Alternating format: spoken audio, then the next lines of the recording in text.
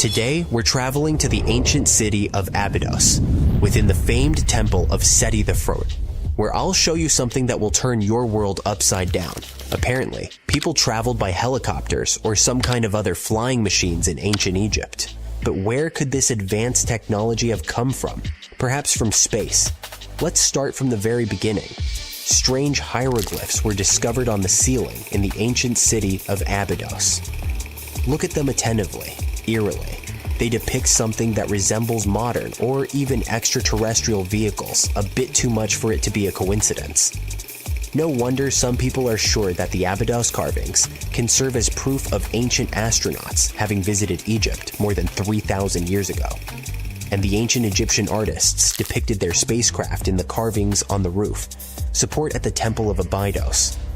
These carvings have another name, the helicopter hieroglyphs. There is an opinion that these mysterious artifacts might depict 20th century technology, or technology developed in another star system, or even a different galaxy. Now, pay closer attention to this piece. Doesn't it remind you of a helicopter, or probably even a submarine? And here, we can clearly see two planes. Or is it a UFO? In any case, none of these machines existed at the time when the hieroglyphs were carved.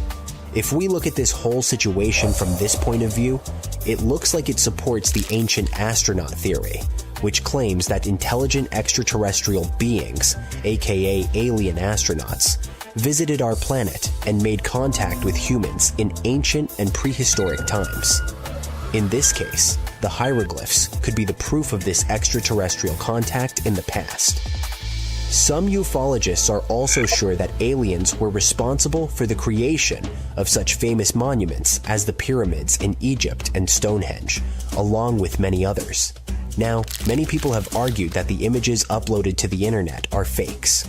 But no, they are in fact real. At the same time, Egyptologists have offered a more logical explanation for the carvings in Abidos. In ancient Egypt, it was common practice for hieroglyphs to be recarved and refaced over the years. This process, known as palimpsest, was often done when a new pharaoh came to power. That's why the new ruler's name was carved over the previous one. And we have documentary evidence that this did happen at the Temple of Seti the Fourth in Abidos, particularly during the reign of his son, Ramses III. One blogger, Hypnogogial, expressed frustration with what he sees as gullibility from New Age, UFO, Atlantis enthusiasts. He explained that the roof support carvings had been started under Seti the Fool's reign and finished by Ramses II. As a result, where Seti the Fool's name appeared, Ramses II's carving overlapped it, and vice versa. Over time, the erosion of these carvings, combined with the overlapping hieroglyphs, created the appearance of modern machines. But in reality, those unsettling images were kinda accidental. There are people who still question this scientific theory. They claim that if the carvings are simply the result of older hieroglyphs being covered up, the symbols should appear random and unique. Several sources, including the Arab newspaper Al-Sharq al-Awsat, published pictures from the Amun-Ra temple in Karnak, which show carvings strikingly similar to those found at Abidos. So, the supporters of the idea of the extraterrestrial origin of the carvings say that if those at Karnak are authentic, the palimpsest theory loses its credibility. But most likely, ufologists just see what they want to see, ignoring any scientific proof that goes against their theories. They don't want to accept the fact that erosion, as well as the phenomenon of overlapping hieroglyphs, could have easily happened at both historical sites. It's 1898, and you're taking part in excavations in Saqqara. This place, not far away from Cairo, is full of ancient tombs and pyramids. You're in your Indiana Jones mood and hope to find something really phenomenal to become famous. Gold, manuscripts, treasure maps, mummies of famous pharaohs. Wait, a wooden bird? You're really disappointed as it looks like a regular toy. An old one, but still. Little do you know that years later, someone would propose that your bird was actually an ancient monoplane. So the artifact, nicknamed the Saqqara bird, is made of a sycamore tree. The birdie has a wingspan of just 7 inches and weighs around 40 grams. A perfect original souvenir from Egypt, I would say. It's over 2,000 years old and looks pretty plain, without any carvings of feathers or other intricate ornaments. It has a beak and eyes though, which makes our find look like a hawk, the emblem of the deity Horus. Its tail is rather unusual as it's squared, looks weirdly upright, and it seems like the sunken part of it was the place for a now missing piece. Humans love solving a good mystery, so there have been several attempts to explain the use of the birdie. First, quite simply, is that it was a ceremonial object. The second idea is that it was a toy for a child from some well-off family. It could have been some sort of boomerang, which was a popular concept in ancient Egypt. Then there was a theory that the bird had been used as a weather vane. But this one has been debunked as the figure doesn't have any holes or markings, except for the one made at the museum in Cairo to fix the exhibit on a stick. So there was no way to hang it in the past. Almost a century after the bird was found, Egyptologist Dr. Khalil Masiha proposed a new theory that it could have been a model of a monoplane. He believed the bird was missing a horizontal tailplane. Otherwise, it had its wings set at a right angle, similar to that of modern planes. It could have worked to generate the aerodynamic lift necessary for flights. Dr. Masiha also claimed that it was common at that time to place miniature models of technological inventions in tombs. So, did the ancient Egyptians really invent the plane in 200 BCE? That would make the Wright brothers, who are considered the inventors of aviation, really upset. They made one of their first flights only in 1903. There's just one way to know for sure, and that is to test the model. But you know, the ancient museum in Cairo would unlikely let one of their cherished exhibits fly around like a toy. That's why glider designer Martin Gregory built a similar model, this time of balsa wood, and concluded that even with the missing tailplane, the plane wasn't much of a flyer. Case solved? Not really. This didn't sound convincing enough to the History Channel, so they invited an aerodynamics expert to build another replica of the bird. He tested it in weather conditions similar to those in Egypt and was impressed with the little plane's abilities. So, if they did invent the prototype of a plane back in the times of pharaohs, it would be a good example of an oupart. That's an out-of-place artifact, an object that's way ahead of its time in terms of technology or history. And the Saqqara bird isn't the only example of such a revolutionary concept. In 1901, a group of divers retrieved the Antikythera mechanism from an underwater shipwreck near the Greek island of Antikythera. It's been dubbed the world's first analog computer, and it's currently dated around 100 BCE. The bronze mechanism could tell the position of the sun, moon, planets, and stars, as well as the lunar phase, the dates of upcoming solar eclipses, and even the speed at which the moon moves through the sky. No one's sure who used it and how or where it was made, but it's obvious that it's extremely precise and way too advanced for its time. The first flushing toilets in the world were invented in the middle of the 20th century. Just kidding. The ancient Minoans on the Mediterranean island of Crete and the Indus Valley civilization both came up with this brilliant invention at the same time, around 4,000 years ago.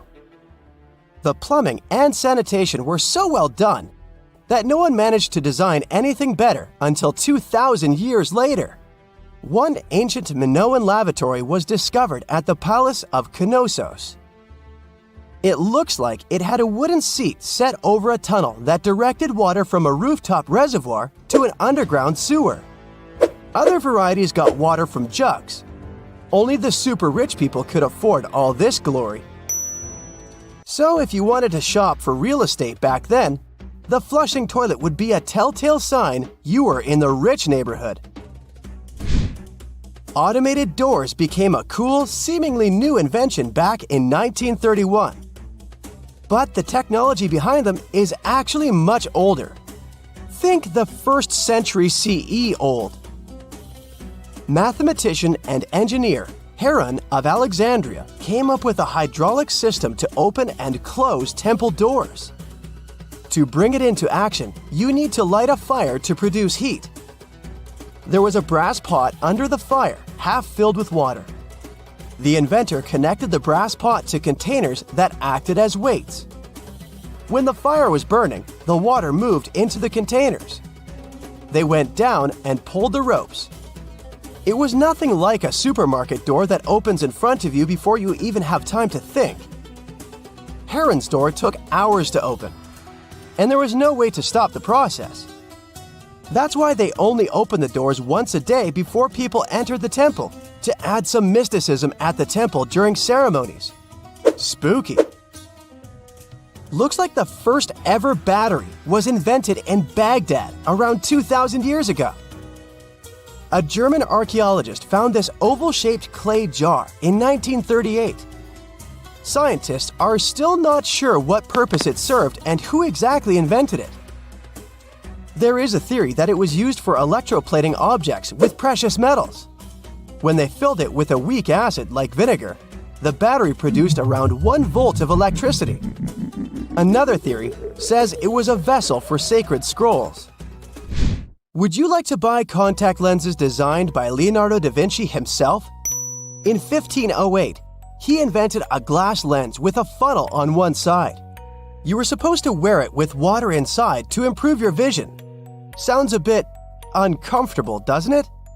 So, around a century later, French scientist René Descartes decided to improve the idea and make the cornea contact the future lenses.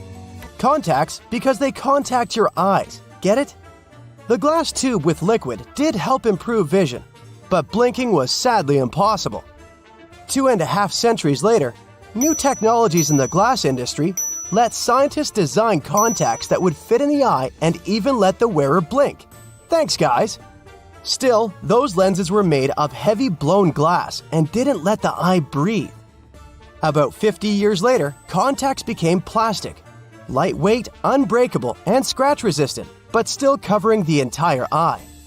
And then, in 1948, an English optical technician accidentally sanded down a plastic lens and figured out they'd still be in place even if they covered only the cornea. Imagine you're living in 19th century London and need to send a message to New York. It would have taken about 10 days to get there by ship. So when delivery time went from days to hours in 1858, it was a true sensation. The first message was sent by Queen Victoria herself. It was all made possible thanks to the Transatlantic telegraph cable, running under the ocean. Sadly, the new cool invention only lasted a few weeks. It took years to bring it back to life. Most people know that pyramids were built as grand tombs for the pharaohs, designed to ensure they had a smooth journey to the afterlife. The Great Pyramid of Giza, for instance, was constructed for the pharaoh Khufu. But what most people don't know is that this whole pyramid building trend started right here with the step pyramid of Djoser about 4,700 years ago. This massive structure was built for Pharaoh Djoser, a ruler from Egypt's 3rd dynasty. It rises 7 layers high above the ground and stands about 200 feet tall. We think of it today as a phenomenal architectural project, but for ancient Egyptians, the step pyramid of Djoser turned out to be more like a massive experiment, a trial run, if you will, to perfect their building skills before they moved on to even more ambitious pyramids. Reaching new heights is super exciting, but the real mystery is what is going on below the ground. In this pyramid's underground labyrinth, there is a network of tunnels stretching about 3.5 miles long, and some researchers believe these tunnels might have been part of a sophisticated water system that could completely change what we think about pyramid construction. Let's talk about this massive complex located in Saqqara. Surrounding the pyramid, there's what's known as a dry moat, a continuous trench that is up to 164 feet wide and almost 2 miles long.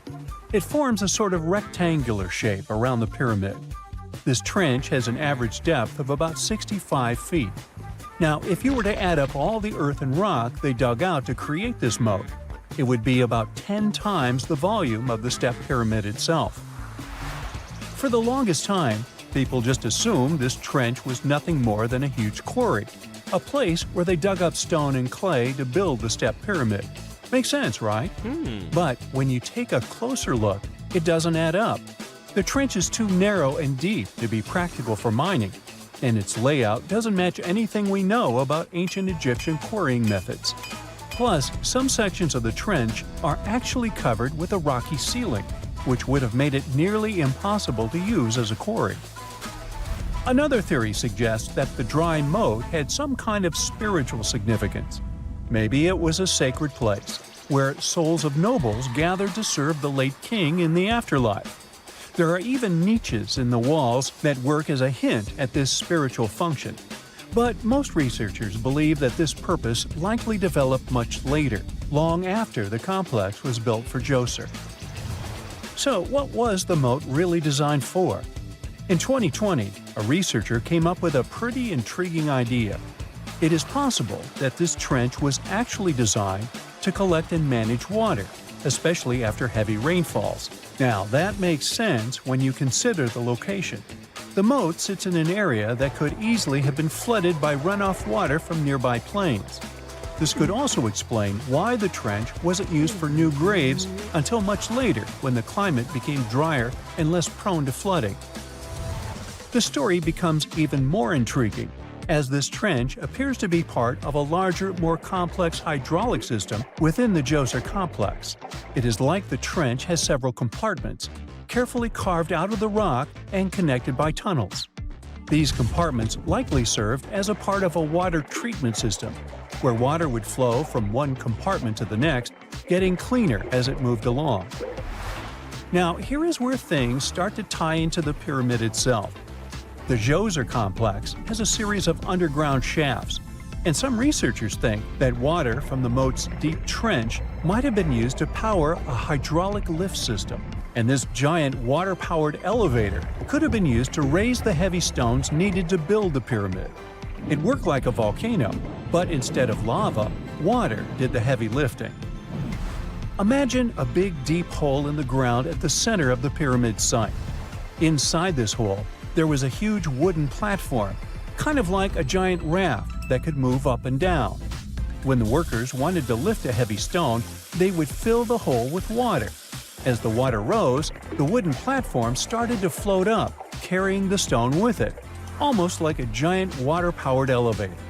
When the stone reached the right height, the workers slid it off the platform and onto the pyramid. The idea is that water from the deep trench, after being cleaned and filtered, would flow into these shafts. A massive float, possibly made of wood, would then rise as the water filled the shaft, lifting the stones up to where they were needed for construction. Once the stone was in place, they'd let the water out, lowering the platform back down to the bottom, ready to lift the next stone. This fancy hydraulic lift system could have been a game changer, making the whole building process a lot faster and more efficient without using a lot of workforce. It is like the ancient Egyptians were already embracing the whole idea of work smarter, not harder. But of course, not everyone is on board with this theory. Some experts argue that the area where the step pyramid of Djoser was built couldn't have held enough water from occasional rains to maintain such a fancy hydraulic system. The main theory suggests that, in the past, there might have been some kind of lake nearby that would have filled up after a period of rain, and this lake could have supplied water to the complex's hydraulic system. But there is no mention of such a lake in any ancient Egyptian writings, so it might be more of a what-if situation than a reality. And then there's the issue of the hard work itself. Remember when I said this method could have allowed the ancient builders to raise stones with far less effort? Well, that might not be entirely true. According to some experts, just building this hydraulic device would have required a lot more heavy work than simply moving the stone blocks using good old-fashioned manpower. And let's not forget, The step pyramid of Djoser is like a baby pyramid compared to those that came later. The stones used for Djoser's pyramid weighed, on average, about 660 pounds each, which is nothing compared to the more than 2.5-ton blocks used later for the pyramid of Chephren. If this cool water lift theory gets completely ruled out, we still need to explain how this pyramid was built in the first place. To answer that, we need to rewind a bit and talk about the original plans. See, before Djoser's tomb became a pyramid, the idea was to construct a simple mastaba. This type of tomb was pretty common in earlier periods, a flat-roofed, rectangular structure with sloping sides. But after the original mastaba was finished, they decided to expand it a bit by adding more layers on top. And then they added even more layers, until the construction reached 6 distinctive steps, each one smaller than the previous. And they probably did all this by raising those heavy stones using ramps, not a water-powered elevator. There is still so much we don't know about the step pyramid of Djoser. More research is definitely needed to fully understand how this system worked, or if it even existed at all. But the idea of using water to help build the pyramid adds a whole new layer to our understanding of ancient Egyptian engineering. It's a powerful reminder of just how clever and resourceful those builders were, using the natural landscape and the power of water to create one of the most iconic monuments in history. In 1850, French scientist Auguste Mariette went to Egypt looking for manuscripts, but accidentally found a head of a sphinx sticking out of the dunes.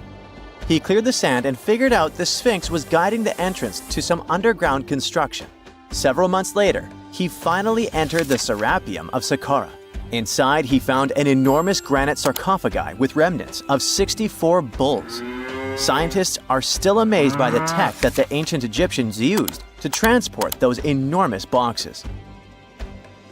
The Serapeum was built around the year 3000 before the Common Era. It was an underground tomb built to honor the sacred Apis bulls of ancient Egypt.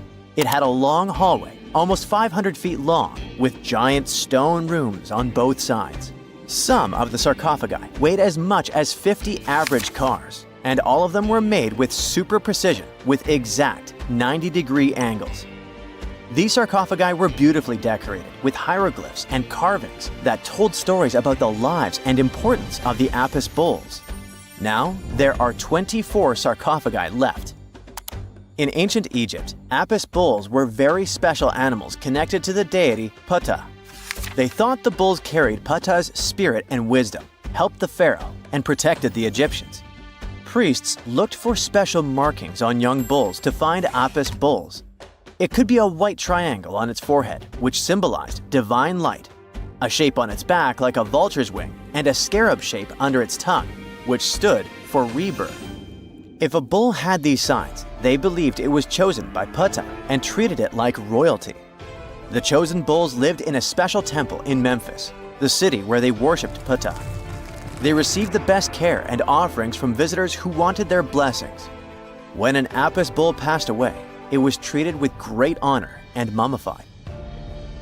When Mariette entered the Serapeum, he noticed traces of rollers on the gallery's floor and found 2 wooden horizontal winches. Each had 8 levers. Later, other explorers saw double rails. The burial chambers were lower than the hallway floor. To get the boxes into place, workers filled the chambers with sand so the sarcophagi could be rolled in straight. Then they slowly removed the sand to gently lower the boxes into perfectly cut spaces in the bedrock. A carved stone sign found in the Serapeum said it took 28 days to move just one sarcophagus and its lid into its spot during the time of Ptolemy II. The extreme precision of the sarcophagi with 90-degree angles also has an explanation. Ancient Egyptians wrote texts, or rather, papyrus, on geometry a long time ago. It shows that they knew the approximate number pi and could calculate the volume of a pyramid with its top cut off. If they could figure out complicated math like that back then, it makes sense that they could also carve perfectly flat surfaces 500 years later. All this sounds pretty legit, but some people think certain things don't add up here. The size of boxes is way larger than the size of bulls, yet they buried pharaohs in tiny coffins that barely fit their bodies. The sarcophagi are made out of granite with crazy precision, and they could have just used limestone, which would have made things way easier. The transportation of the boxes seems pretty simple, but only in theory. If one person could pull about 440 pounds, then at least 250 people would be needed to pull just one box. The tunnels in the Serapeum are really narrow, only about 2 feet wider than the boxes themselves. There's no way hundreds of people could have squeezed into those tight spaces to pull the boxes. And even if they did, how would they turn the box in the cramped corridor, lower it into its niche, and place it perfectly in the middle? Somehow, they did this 24 times, and every box is centered perfectly. Plus, the chambers were dusty, and there were no signs of soot from lamps. This means they must have worked in almost complete darkness. The real use of the boxes could also be different. A long time ago, even before the Egyptian pharaohs ruled, the local people already knew how to use fermentation. It happens when tiny organisms called yeast eat certain ingredients like starch and turn them into gas and ethanol. So someone in ancient Egypt probably put food like barley, bread, and even meat inside a giant stone box, then closed it tight with a heavy lid. These stone boxes, carved from granite, were so precisely made that they were almost completely sealed, so nothing could escape from it. As the yeast inside the box started working, it created more and more CO2 gas. It built up pressure inside the box. The granite boxes were incredibly strong. They could handle more pressure than a car tire can hold. When granite was squeezed under such pressure, its crystals produced a tiny electric charge. This effect was possible because granite contains quartz, a material that reacts to pressure this way. The process also needed meat or animal parts, possibly to help the yeast grow better. Meat contains something called oleic acid, which yeast needs to keep growing and to survive the bad effects of the ethanol it produces. As the pressure inside the box kept growing, the combination of gases and electricity made these boxes not just ancient fridges, but powerful energy systems. Over time, the pressure inside got so strong that it could push the lid open and the gas would escape with a pop. But when people rediscovered the Serapeum in 1850, they found old drawings that showed piles of stones stacked on top of some of the box lids. So, someone long ago probably tried to make the lids even heavier by adding extra weight to make it harder for the gas pressure to push them open. This extra weight also meant the quartz crystals in the granite could keep creating more electricity under all that pressure. If someone opened one of these stone boxes thousands of years later, they would only find bones from bulls that were placed in the box. And that's exactly what Mariette discovered in the 1850s. They opened the Serapeum for visitors soon after the first excavations in the second half of the 19th century. Prince of Wales even had a luncheon with his guests in one of the sarcophagi. Sands and earthquakes made the site inaccessible for a while, but now you can visit it again and try to solve the mystery yourself. With new tech, we could have answers to many other historical mysteries soon. A team of scientists at Chicago's Field Museum of Natural History recently used a special CT scanner to learn more about ancient Egyptian mummies without unwrapping them. They gently rolled 26 mummies on custom carts out to the parking lot, where the scanner was waiting. It took thousands of detailed X-ray pictures of each mummy and their coffins. When all the pictures were put together, they created 3D images that showed what was inside, the skeletons, and some artifacts. The scientists hope these images will help them understand ancient Egyptian burial practices from over 3,000 years ago. Even though the scanning process only took 4 days, it might take 3 years to study all the data. But scientists were able to learn some personal details about the mummies.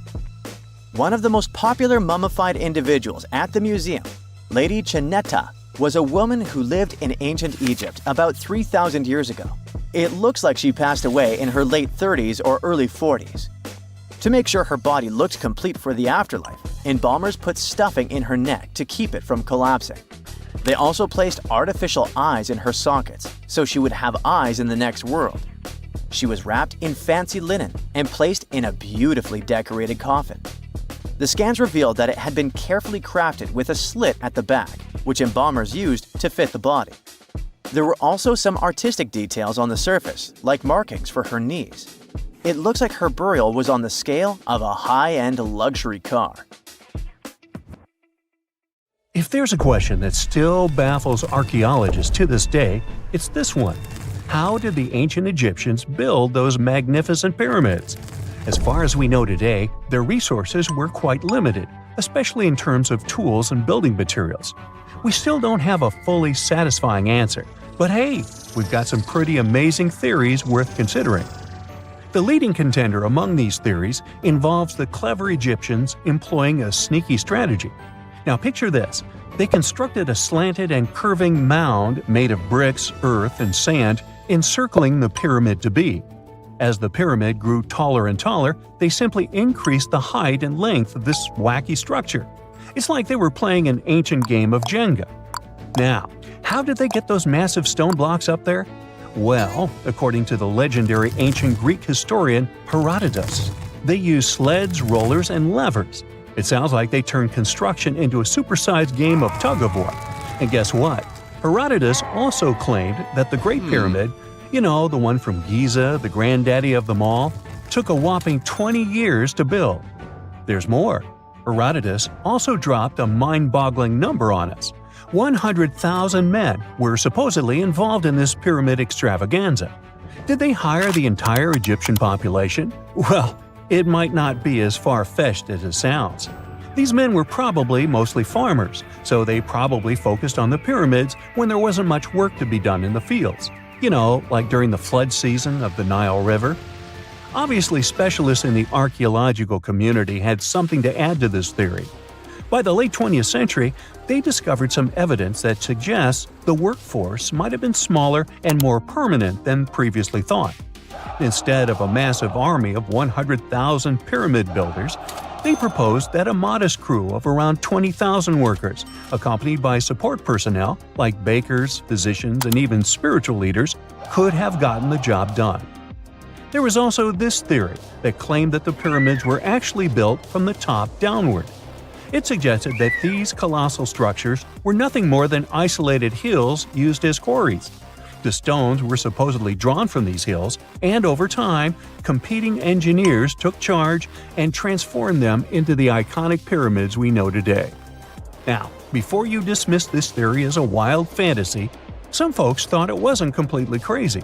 After all, there are instances where isolated hills exist, so maybe this theory had a tiny glimmer of truth. Whether it involved ramp building or ingenious work schedules, one thing is clear. Those pyramids have definitely left their mark on history and on our imaginations.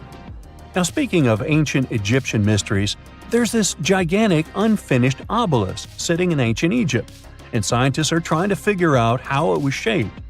Now, some people suggest that our industrious ancestors used handheld pounders to get the job done. One expert has a different take on the matter, though. He argues that if we take a closer look at the pattern left behind by the shaping tool, we'll notice something peculiar.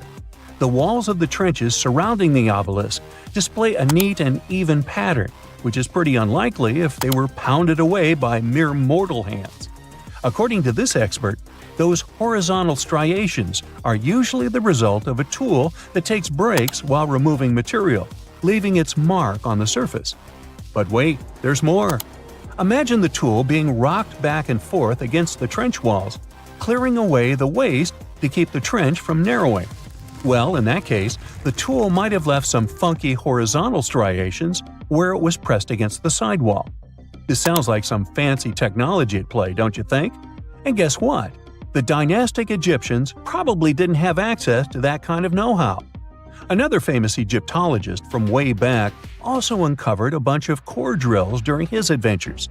Although the actual drill bits are missing, his collection houses these particular core remnants made of limestone, alabaster, and even granite. These constructions aren't the only amazing thing the ancient Egyptians left behind, though. As it turns out, the Egyptians were the genius minds behind the creation of the handheld mirror. Yeah, that little mirror you use every day to check yourself out. But here's the twist. These mirrors are like pieces of art. They were decorated with inscriptions and figures. But that's not all. The Egyptians had a serious concern with their appearance. They knew the importance of personal hygiene and looking fabulous. So, in their quest for pearly whites, they invented toothbrushes and toothpaste. Dental problems were pretty common back then, and their smiles weren't exactly all white. Dentistry wasn't their strongest suit, you see. Maybe their minds were distracted by all that pyramid building. So that doesn't mean those ancient toothpaste recipes weren't amazing. One delightful concoction included rock salt, mint, dried iris petals, and pepper. Some brave dentists in the 21st century tried it out, and it worked pretty well. Ground-up ash was also used in another recipe to create a tooth cleansing paste. Mint was missing, so that didn't do much for their breath. That's when the genius Egyptians came up with the world's first breath mints. They made tablets from heated spices like cinnamon, and they mixed it with honey. Now, let's shift gears to home decor, Egyptian style. They surely took ornamentation to the next level. While the concept of decorating furniture started in Mesopotamia, the Egyptians cranked it up a notch. They went all out with different colors of ink and even developed various weights of paper. Oh, and let's not forget about those cute little area rugs we all have in our homes today. Guess who came up with the idea? Yep, the Egyptians. They used the versatile papyrus plant to make those cozy rugs. And speaking of trends, the Egyptians loved their knickknacks. They had an assortment of small figurines in the shapes of cats, dogs, and people. These statues were made from various materials, like simple sun-dried mud to the ultimate bling of gold. It all depended on how loaded you were. The Egyptians were also all about farming, and they knew that clean water was crucial for their crops and animals. That's why they came up with some nifty inventions and techniques to make sure their land was fertile and their plants were happy. First off, they had the genius idea of using ox-drawn plows. They had two types of plows, heavy and light. The heavy plow would strut its stuff, cutting deep furrows in the soil, while the lighter plow followed behind, fluffing up the earth. But they didn't stop there. After plowing, the Egyptians would break up clumps of soil and sow the rows with seeds. To give those seeds a good old squish into the furrows, they'd march their livestock across the field, effectively closing up the furrows. But hey, all that hard work would be pointless if their seeds were as dry as the Sahara. That's where irrigation comes into play. The Egyptians were so good at it that other cultures, like the Greeks and Romans, couldn't help but copy their techniques. Now let's switch gears and talk about the marvelous architecture of ancient Egypt. These folks weren't just skilled farmers, they were also architectural maestros. They built these fancy canals to carry water to farms and villages, and boy, did they know how to make those canals look pretty. Just imagine strolling along a canal lined with ornate structures. The pharaoh Ramesses the Great was quite the overachiever when it came to construction. One of his mind-blowing creations was the construction located at Abu Simbel. This building was designed so that twice a year, the sun would shine directly into it and illuminate the statues of Ramesses. And let's not forget about the corbelled arch. Without this architectural gem, we'd be missing out on some mind-boggling structures like the Great Pyramid. The Egyptians knew how to make things stand tall and proud, thanks to their engineering and construction wizardry. They built grand halls and inner sanctums that make your jaw drop. And some of these temples doubled as astronomical observatories. It's nighttime, and you're about to walk inside Pharaoh Tutankhamun's final resting place. You know, King Tut. You don't have a torch, but at least you came with a flashlight. You walk down several flights of stairs and observe how the walls are carved in hieroglyphics and what looks like a spell. Those who take anything from this place will be doomed for life, the spell says. Even if you don't really believe it, this scares you a little bit. You find a huge stone door. Is it a trap? You manage to open it, but oh no, it's only an empty chamber. You check your map. It seems like you're heading in the right direction. After what feels like hours, you realize you must be trapped inside a labyrinth. You try to retrace your steps, but you can't find the door where you came in from anymore. That's it, you think to yourself. you've fallen for the Pharaoh's trap. What's worse, you didn't bring a lunch.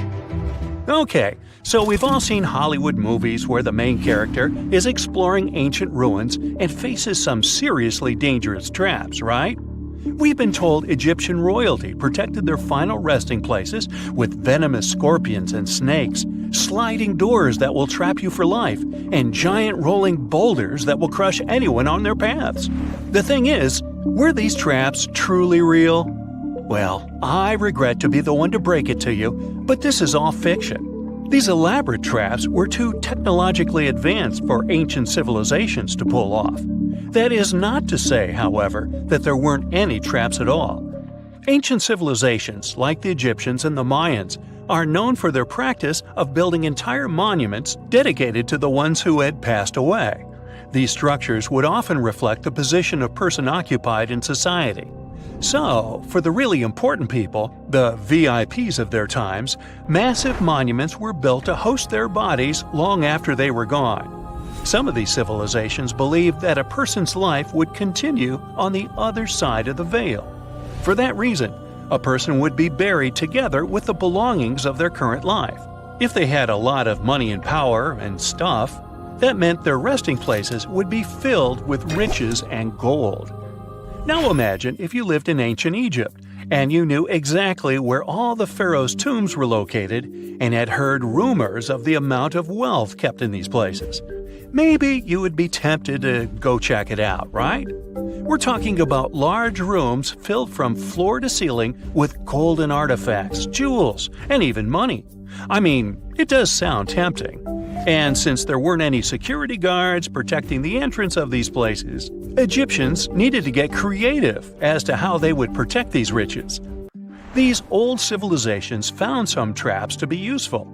A recurring one was building empty rooms inside the monument to confuse a burglar. Now, let's take a look at Amenhotep III's final resting place as an example. It was built in the city of Luxor, in a spot also known as the Western Valley of the Kings. Two French engineers originally discovered the monument between 1905 and 1914 CE.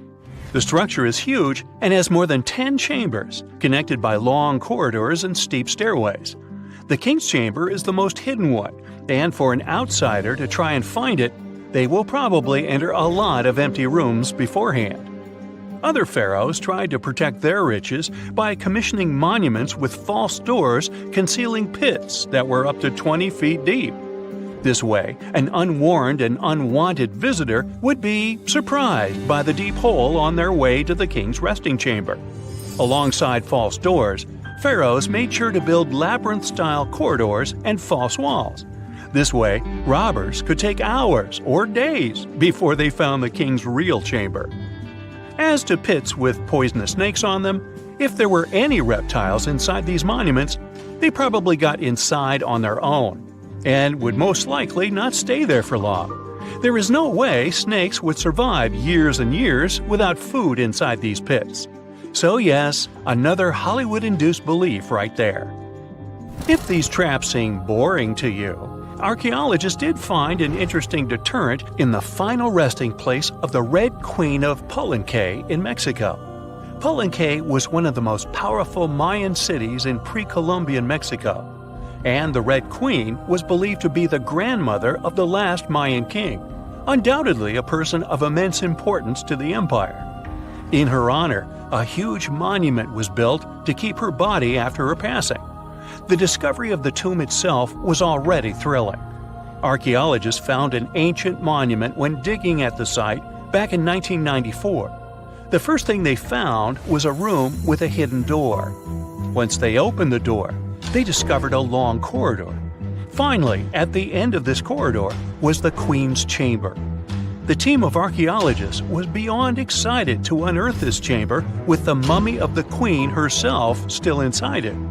They found her to be accompanied by her pearls, jade shells, and expensive rocks. But as the team explored the remains, they saw something rather strange. The room was filled with a red-colored powder. Researchers knew that the color red was important to the Mayan people, and that much of their clothing and buildings were decorated with this color. but they didn't understand why the queen was buried with this unknown red substance. After they took a sample back with them for further analysis, they discovered that the red powder was cinnabar, a very dangerous mineral. This powder, when inhaled, can cause, shall we say, severe health damage to a person. The team concluded that this could only be a trap for anyone trying to steal her riches. Okay, so dangerous powders might have worked as the most intense traps we've seen until now. But perhaps the cheapest way to keep out unwanted visitors was to advertise spells written out all over the monument. We'd probably laugh at these today, but back in the day, they were more or less effective. Spells usually said that the person who took anything from that place would meet a tragic fate. Some spells said that robbers would lose their houses in big fires or terrible floods. Other spells said burglars would have incurable and undiagnosed health issues, but they weren't really enough to stop people from taking any gold. There are some stories surrounding how these spells might have been real. One of them is from the famous British Egyptologist Howard Carter, the one responsible for unearthing Pharaoh Tutankhamen's resting place in the 1920s. After months of unsuccessful digging, Carter discovered the tomb's existence by chance. He found the entrance to a stairway right beneath the soil where he had been searching all those months. With the help of a team, he cleared the piles of sand blocking the stairs and discovered a doorway. The door had several royal symbols carved into it, and Carter knew this could only mean a very important person had been buried there. And he was right. With a chisel, he made a hole in the top left-hand corner of the doorway and lit his vision with the help of a candle. He couldn't believe what he was seeing, the reflection of several golden and jeweled items crowding the chamber before him. Lost for 3,000 years, Carter had just discovered the final resting place of King Tut. But the story didn't finish here. This discovery was accompanied by a series of unfortunate events that led people to believe it had something to do with the pharaoh's spell. Carter himself mysteriously passed away just a few years later, and some of his assistants lost their houses in floods, just like one of the spells threatened. Some say it's just coincidental, as there's no real proof of these things being connected. Well, what do you think? Was this an effective trap after all? We know that the ancient Egyptians were talented enough to build something as grand as the pyramids, but were they also smart enough to measure the speed of light? There's a theory circulating online that says exactly that. If you look at these two numbers, you'll see that they match completely. The first one is the speed of light in a vacuum measured in meters, and the second one is the latitude of the Great Pyramid of Giza. So, was it done on purpose, or is it just a coincidence? Well, happily, we can tell you that it's actually just a coincidence, not another conspiracy thingy. The Great Pyramid is just one of the many places in the world that share the same latitude. And more importantly, even if the ancient Egyptians had somehow measured the speed of light and chosen to keep it a secret from the rest of the world, they wouldn't have used meters to put it down. Meters were only defined at the end of the 18th century. The builders of the pyramids used a different unit of measure called cubits. 1 cubit is equal to 1.5 feet. Cubit was based on the length of the arm from the elbow to the tip of the middle finger, and it became popular in the ancient world. So if they wanted to impress the rest of the world and set the pyramids at a point that matched the speed of light in cubits, they would have to build their iconic constructions somewhere in Europe. And then the Danish astronomer who first measured the speed of light in 1676 would have been really upset to know that someone had done it centuries before him. So although they were ahead of their time in many aspects, the ancient Egyptians never measured the speed of light or used longitude and latitude to map their locations. The base of the Great Pyramid of Giza might seem like a perfect square, but it's actually an 8-sided structure, not 4-sided. Each of its 4 sides has a subtle concave indentation that splits it evenly from base to tip. The official version is that a British pilot was the first to notice it in 1940 while flying over the pyramid. He took a photograph that showed shadows highlighting these indentations. Some people think these lines are only visible from above, and can best be seen at dawn and dusk during the spring and autumn equinoxes. This has led to a freaky theory that the ancient Egyptians might have designed the pyramids to communicate with something looking at them from above. Now, the Great Pyramid is one of only 3 pyramids that used to have a swivel door. It weighed around 20 tons, but they could still easily open it from the inside. Its precise fit made it nearly invisible from the outside, with no visible latch or handle. There were only slight variations in the exterior stone that gave out an opening. The other 2 pyramids with similar doors belonged to Khufu's father and grandfather. The Great Pyramid also has a hidden void at least 100 feet long that was only found in 2017. We still don't know what lies within the space, what purpose it served, or if it is the only space of its kind. Researchers used the same tech to see through cathedral walls, Mayan pyramids, and even volcanoes. It depends on a natural shower of subatomic particles called muons. They pass more easily through empty space than through solid materials. So if they arrange multiple muon detectors around a structure, scientists can map out its solid and empty areas. A team of scientists placed muon detectors inside the Great Pyramid and allowed them to gather data for months. Scientists have analyzed samples of the mortar used to build the pyramids many times. Although we know its composition, modern technology still can't replicate it. The mortar is mostly made from processed gypsum, but it wasn't used like the cement we use for bricks today. Instead, they used it to support the joints between the massive stones as they were set in place. The estimated amount they needed to construct the Great Pyramid was around 500,000 tons of mortar. The gypsum mortar is stronger than the stones themselves and has held up for thousands of years. Now, all 4 sides of the Great Pyramid are aligned with the cardinal points – north, south, east, and west. According to geologist and engineer Glenn Dash, the alignment is accurate to within 4 minutes of arc, or 1/15th of a degree. The architects managed to achieve this without modern tools like drones, blueprints, or computers. Many researchers try to explain this construction miracle. Maybe they used the pole star or the sun's shadow. Dash recently proposed a new, simpler idea. The Egyptians might have used the autumnal equinox to align the pyramids. It happens twice a year when the Earth's equator passes through the center of the sun's disk, making day and night nearly equal in length. To test his theory, Dash conducted an experiment on the 22nd of September 2016, the first day of the fall equinox. He used a special rod the Egyptians had to cast a shadow and tracked its tip at regular intervals, forming a smooth curve.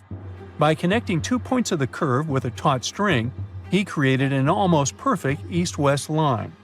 Dash noted that on the equinox, the shadow's tip runs in a straight line, nearly perfectly east-west, and with a slight counterclockwise error. There's a similar error in the pyramids.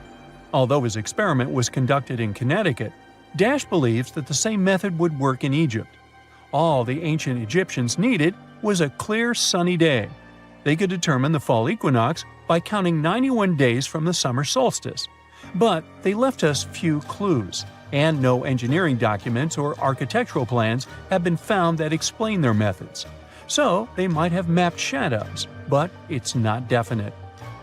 Now, scientists have long wondered how heavy stone blocks were carried to the pyramid sites, and they might finally have an answer. A research team from the University of North Carolina, Wilmington, has discovered that 31 pyramids are likely to have been built along a long-lost ancient branch of the River Nile. It's now hidden under desert and farmland. For many years, archaeologists have thought that ancient Egyptians must have used a nearby waterway to transport materials, equipment, people, and whatever else they needed to build the pyramids on the river. But up until now, they weren't certain of the location, shape, size, or proximity of this waterway to the site of the pyramids. The group of researchers used radar satellite imagery, historical maps, geophysical surveys, and sediment coring to map the river branch. They believe it was buried by a major drought and sandstorms thousands of years ago. The team managed to go below the sand surface and get images of some hidden features thanks to radar technology. They found hidden rivers and ancient structures running at the foothills of where most of the ancient Egyptian pyramids lie. The discovery of this extinct river branch helps explain the high pyramid density between Giza and Lisht. in what is now an inhospitable area of the Sahara Desert. Now, Egypt isn't the only country with the most pyramids in the world. The champion's title here goes to its southern neighbor, Sudan. It has between 200 and 255 pyramids, compared to Egypt's measly 138. They were built by members of the Kingdom of Kush, an ancient civilization that ruled the lands along the Nile River many years ago. They started erecting pyramids around 500 years after the Egyptians had stopped doing it. Their pyramids are much smaller than the Egyptian ones, but were built for the same purposes.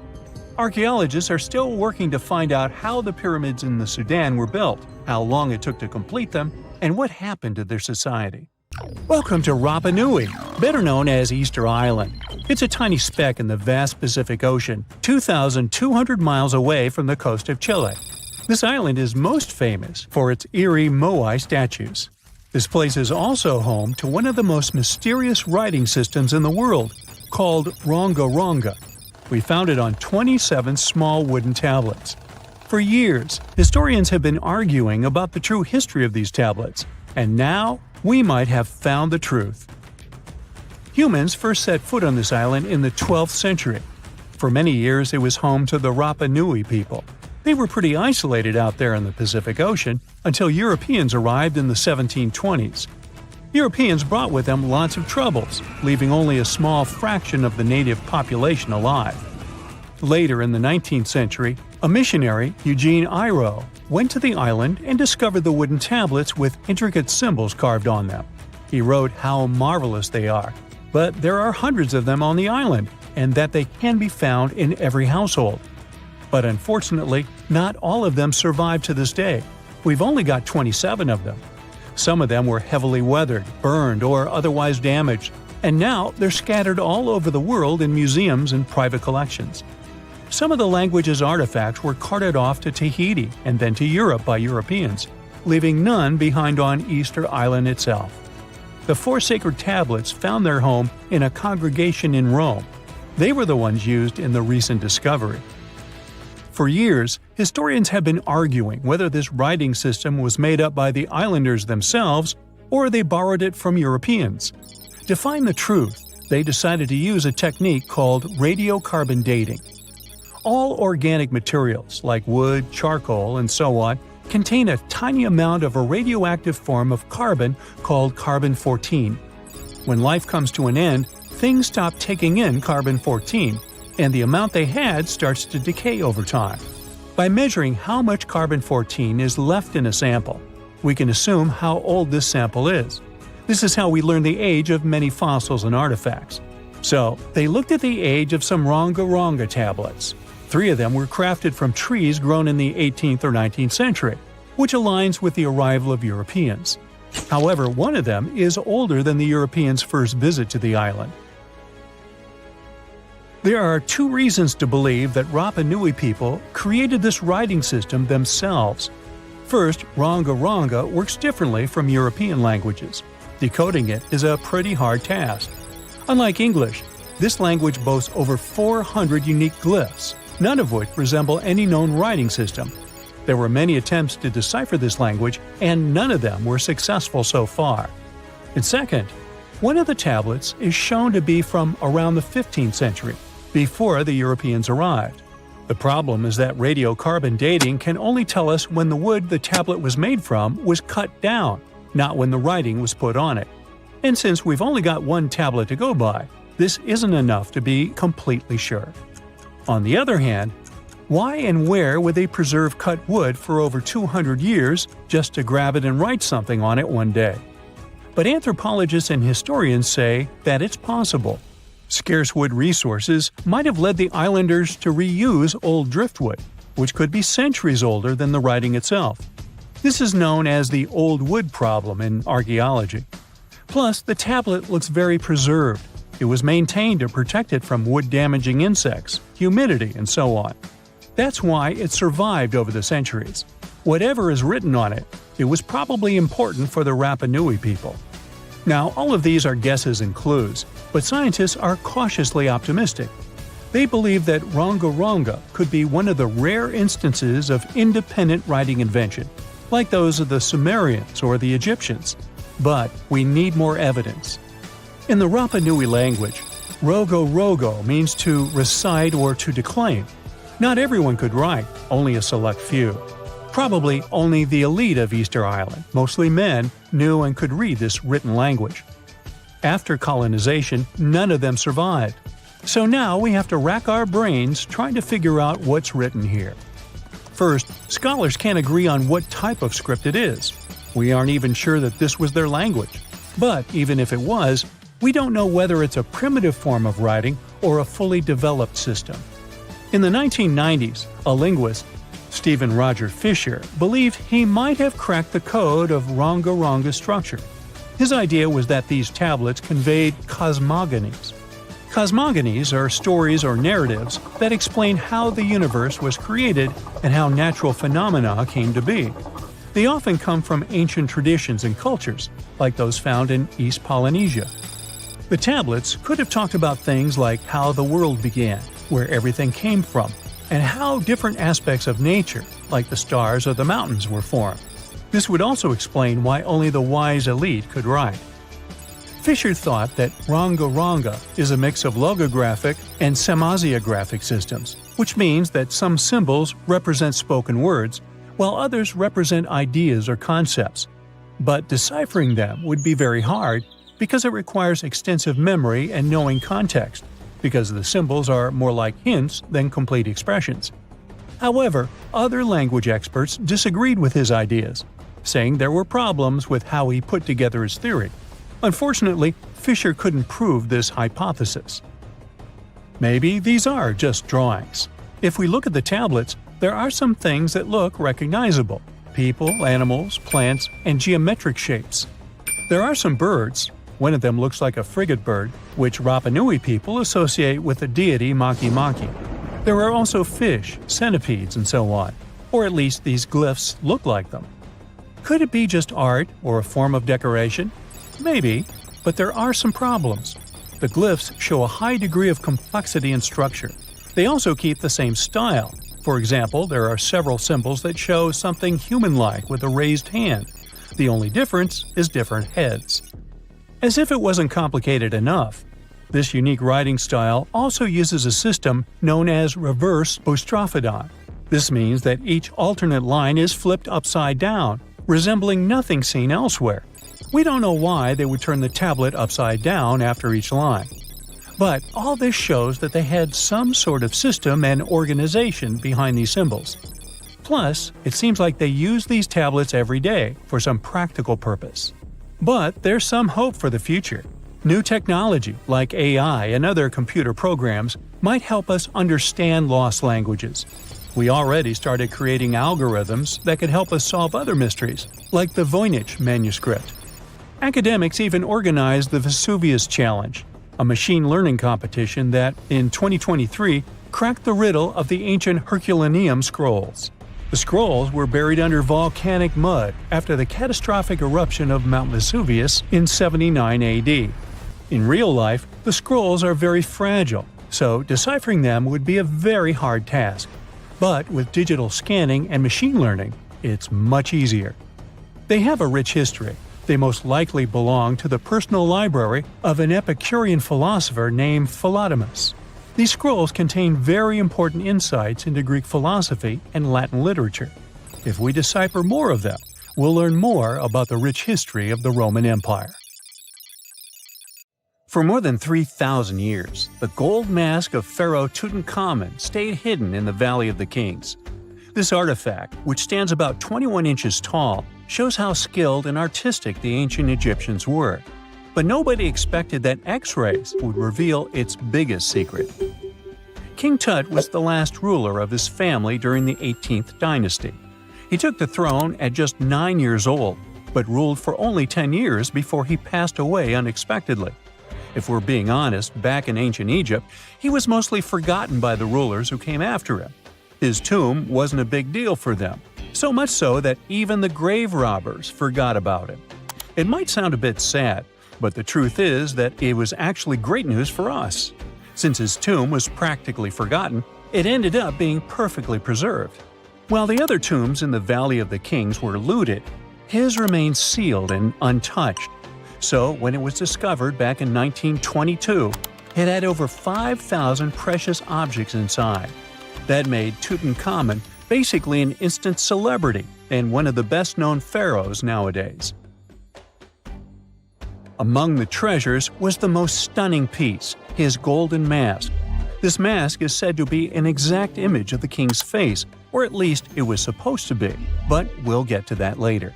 The purpose of this accurate representation of his face was to make sure that his soul would recognize him in the afterlife and return to his mummified body. In ancient Egyptian beliefs, this would allow him to continue living in the afterlife. The details of the mask clearly looked incredibly difficult to create, but people didn't realize how complex it truly was until many years later. The first X-rays of the mask were taken in 1967. Back then, the main reason for these scans was practical – conservation.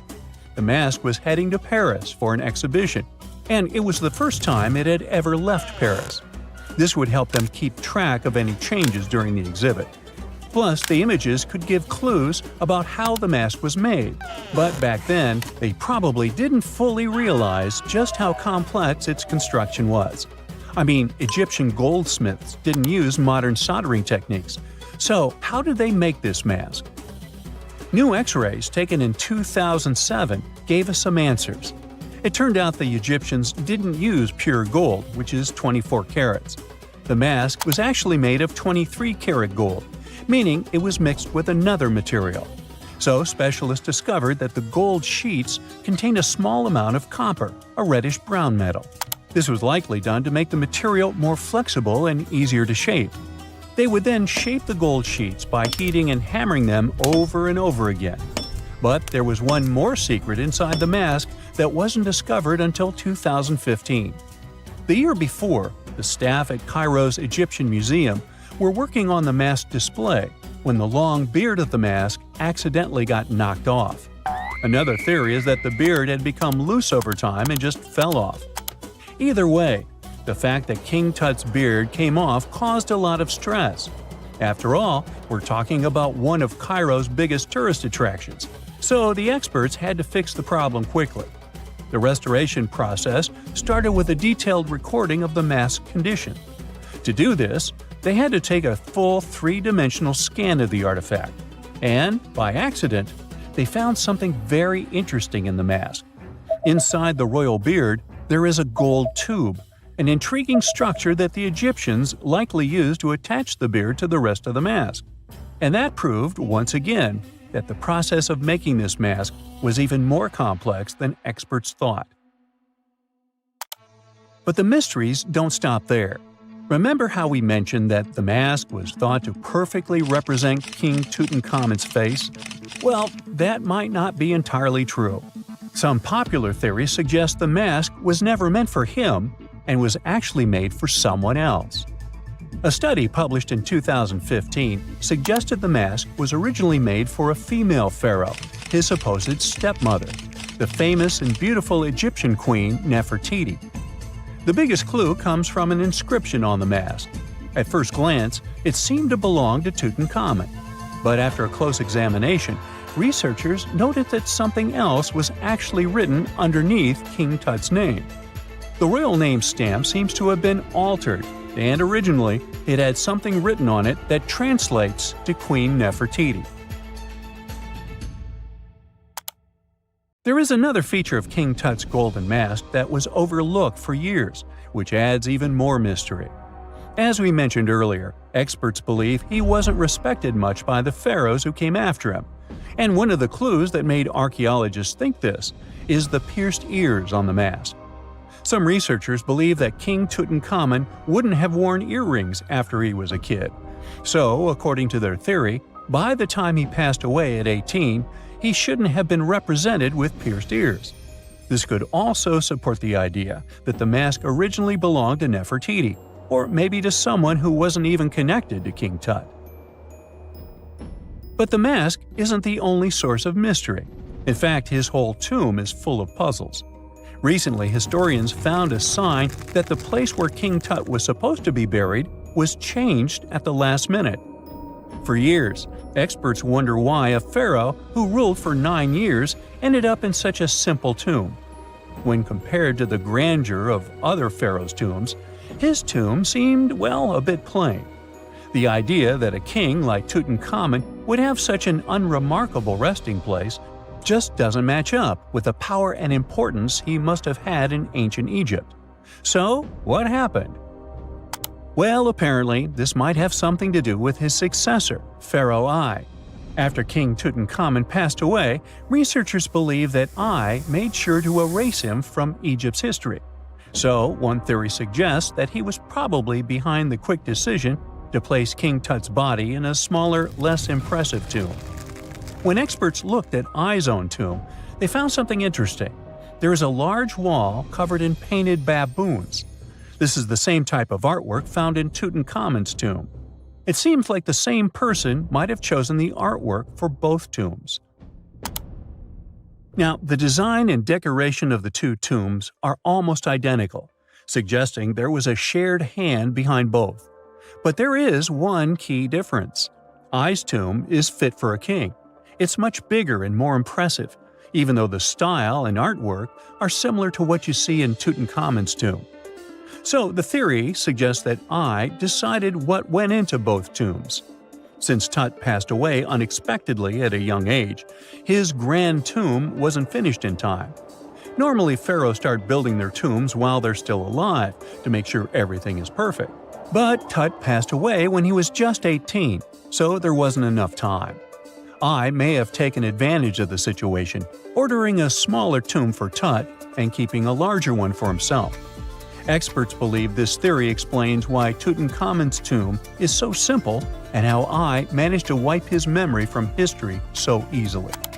But in the end, the story of King Tut's mask and tomb is full of mystery and intrigue. Each new discovery sheds more light on what really happened all those years ago. But one thing is for sure, the secrets of ancient Egypt still have much to reveal, and King Tutankhamun will continue to fascinate people for years to come. Imagine working 7 days a week on a large-scale construction site. You, along with thousands of others, carry millions of stone blocks and put them on top of each other according to a complex system. You work without modern construction equipment. You have no air conditioning or constant access to water. It's so hot outside that you can fry eggs on the road. You've been building the pyramid for decades, and now, when it's finally done, you enjoy the result of the colossal work of thousands of people. You're looking at a giant cultural monument of global value that will freeze in time and amaze people for tens of thousands of years. A few thousand years have passed. People in the 21st century see the pyramids and are like, wow, I can't believe humans have built this. Yeah, the people who built the pyramids wouldn't have appreciated such a theory. But actually, there are reasons to believe that people built it using some fantastic technology. From the outside, it seems the Great Pyramids are just big triangles of stone. People just put some heavy blocks on top of each other, and that's it. In fact, the design seems too perfect to be true. The pyramid consists of more than 2 million blocks. They lay so close to each other and are so even that you couldn't squeeze even a thin sheet of paper between them. Scientists still can't figure out the exact technology for building the Egyptian pyramids. One of the biggest and most famous is the Great Pyramid of Giza. This huge construction, well known all over the world, has one big secret. There should be a capstone on top of the pyramid. It's a triangular-shaped stone block, a small pyramid on top of a huge one. It's also called a pyramidion. The builders of ancient Egypt made it out of granite and limestone and covered it with gold. No records or old drawings prove that there was a pyramidion at the top of the Great Pyramid of Giza. But there's another ancient Egyptian structure with such a triangle, the Red Pyramid. It was built before the Great One, and its capstone has survived to this day. Archaeologists have found and reconstructed it. But where could the capstone of the Great Pyramid be? It's a mystery that still has no answer. Some are sure that some thieves have stolen it from the top. Maybe they just climbed up and pushed the pyramidion down. It makes perfect sense. The capstone was probably the most valuable element of the pyramid. Many scientists and archaeologists still don't know its exact purpose. Some believe that this peak covered with gold glorified the pharaohs. The capstone reflected moonlight at night and illuminated the entire space around it. During the day, the capstone reflected sunlight with its shiny surface. You could have noticed it from afar. The top of the pyramid was a kind of guiding star for lost travelers. All other stone blocks of the pyramid consist of limestone. People polished them to make them look shiny. In the past, they were even glowing and reflected light. You could see glowing pyramids from space, although they looked like tiny lights. Over thousands of years, winds, sandstorms, and rains have changed the pyramid's appearance. If people had taken care of them all this time, they would have looked like something out of science fiction movies, or the pyramids from Las Vegas. But unfortunately, we will never see their original appearance. Some archaeologists and scientists believe that the capstone could absorb the sun's energy and distribute it evenly throughout the pyramid. No one knows precisely why the Egyptians needed this technology. There's a theory the pyramids are ancient energy systems. The pharaohs applied this energy to use some unique technologies that were more advanced than all the achievements of the 21st century. And the triangular shape of the pyramids was ideal for boosting this electromagnetic energy. In theory, solar radiation, or electromagnetic forces, accumulated at the top of the pyramid, filled the inner rooms, and then went down the walls to the base. Any surface distortion could prevent the flow from spreading, so they had to create a perfectly smooth surface. That's why they installed the blocks so that nobody could squeeze a needle or razor blade between them. Many people believe in this theory because they built the pyramids from limestone. This material can hold energy inside itself. In the inner part, they created granite deposits to cause air ionization, that is, to create an electric charge. They also dug channels under the pyramid for water to transmit electricity. And at the top, they put a gold capstone, the best conductor of electricity. So, this is how you get a great power generator. Different cultures used similar technologies to create electricity all over the world. But these are all theories. If it had been working, humanity would have used these technologies today. There are mentions of the metal industry, chemistry, engineering, physics, mathematics, and astronomy in some ancient records. Most scientists don't believe in all these things. We know the detailed stages of the technology's development in different cultures. In the 21st century, scientists, historians, and anthropologists can track the evolution of all modern devices. If people had created some technological inventions in ancient times, the history of the world would have looked different. Perhaps all the achievements of antiquity could have been wiped off the face of the earth by global cataclysms. And it can happen to us. Just imagine how people would dig up a laptop in 5,000 years. Perhaps they wouldn't understand what kind of device it is. Another Egyptian wonder surrounded by mystery is the statue of the Sphinx. The Egyptians carved it out of a single massive piece of limestone about 4.5 thousand years ago. But scientists still don't know the exact date of its construction or who built it. People painted the Sphinx in different colors, so it looked much brighter and more vivid in the distant past. It was shining just like the Great Pyramids.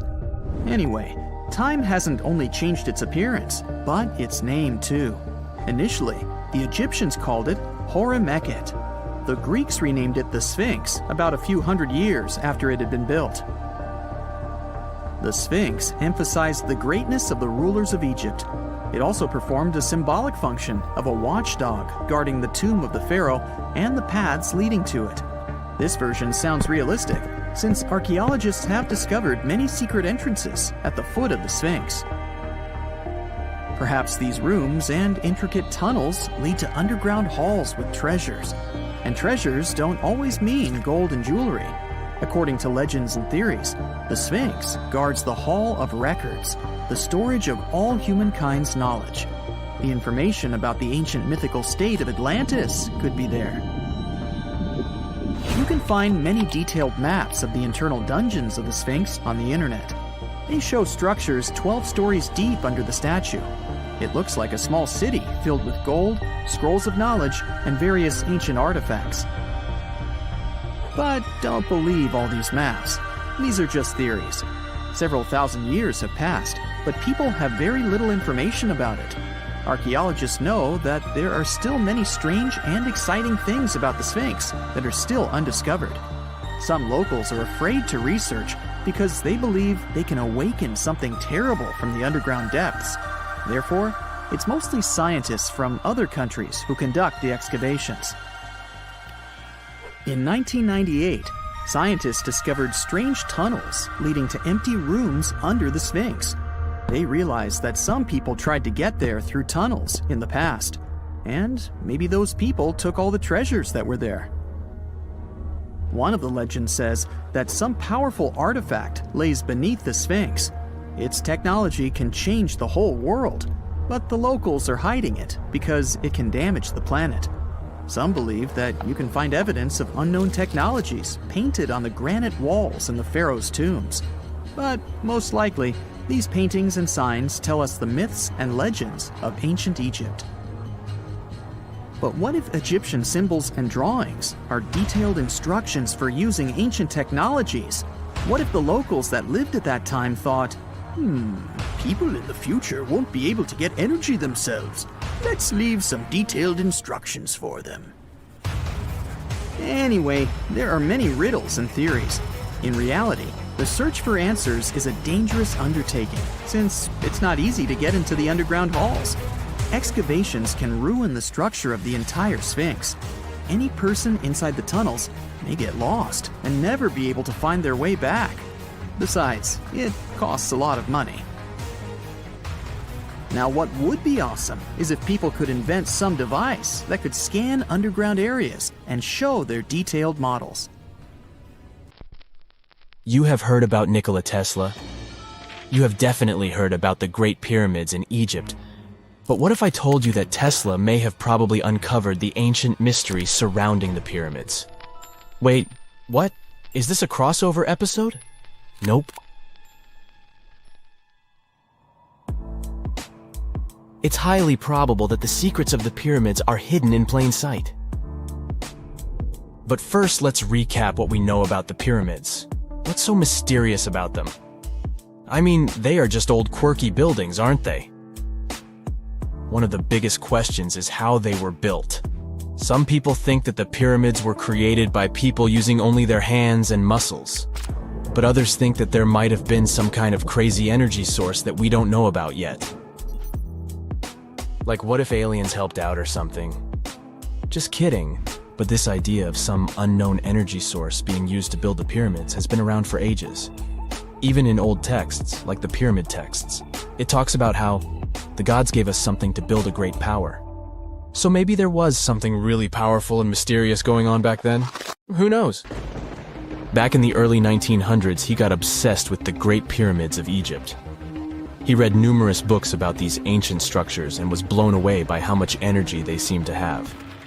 At that time, not many people knew much about electricity, and Tesla started to wonder if there was some kind of advanced tech hidden in the pyramids.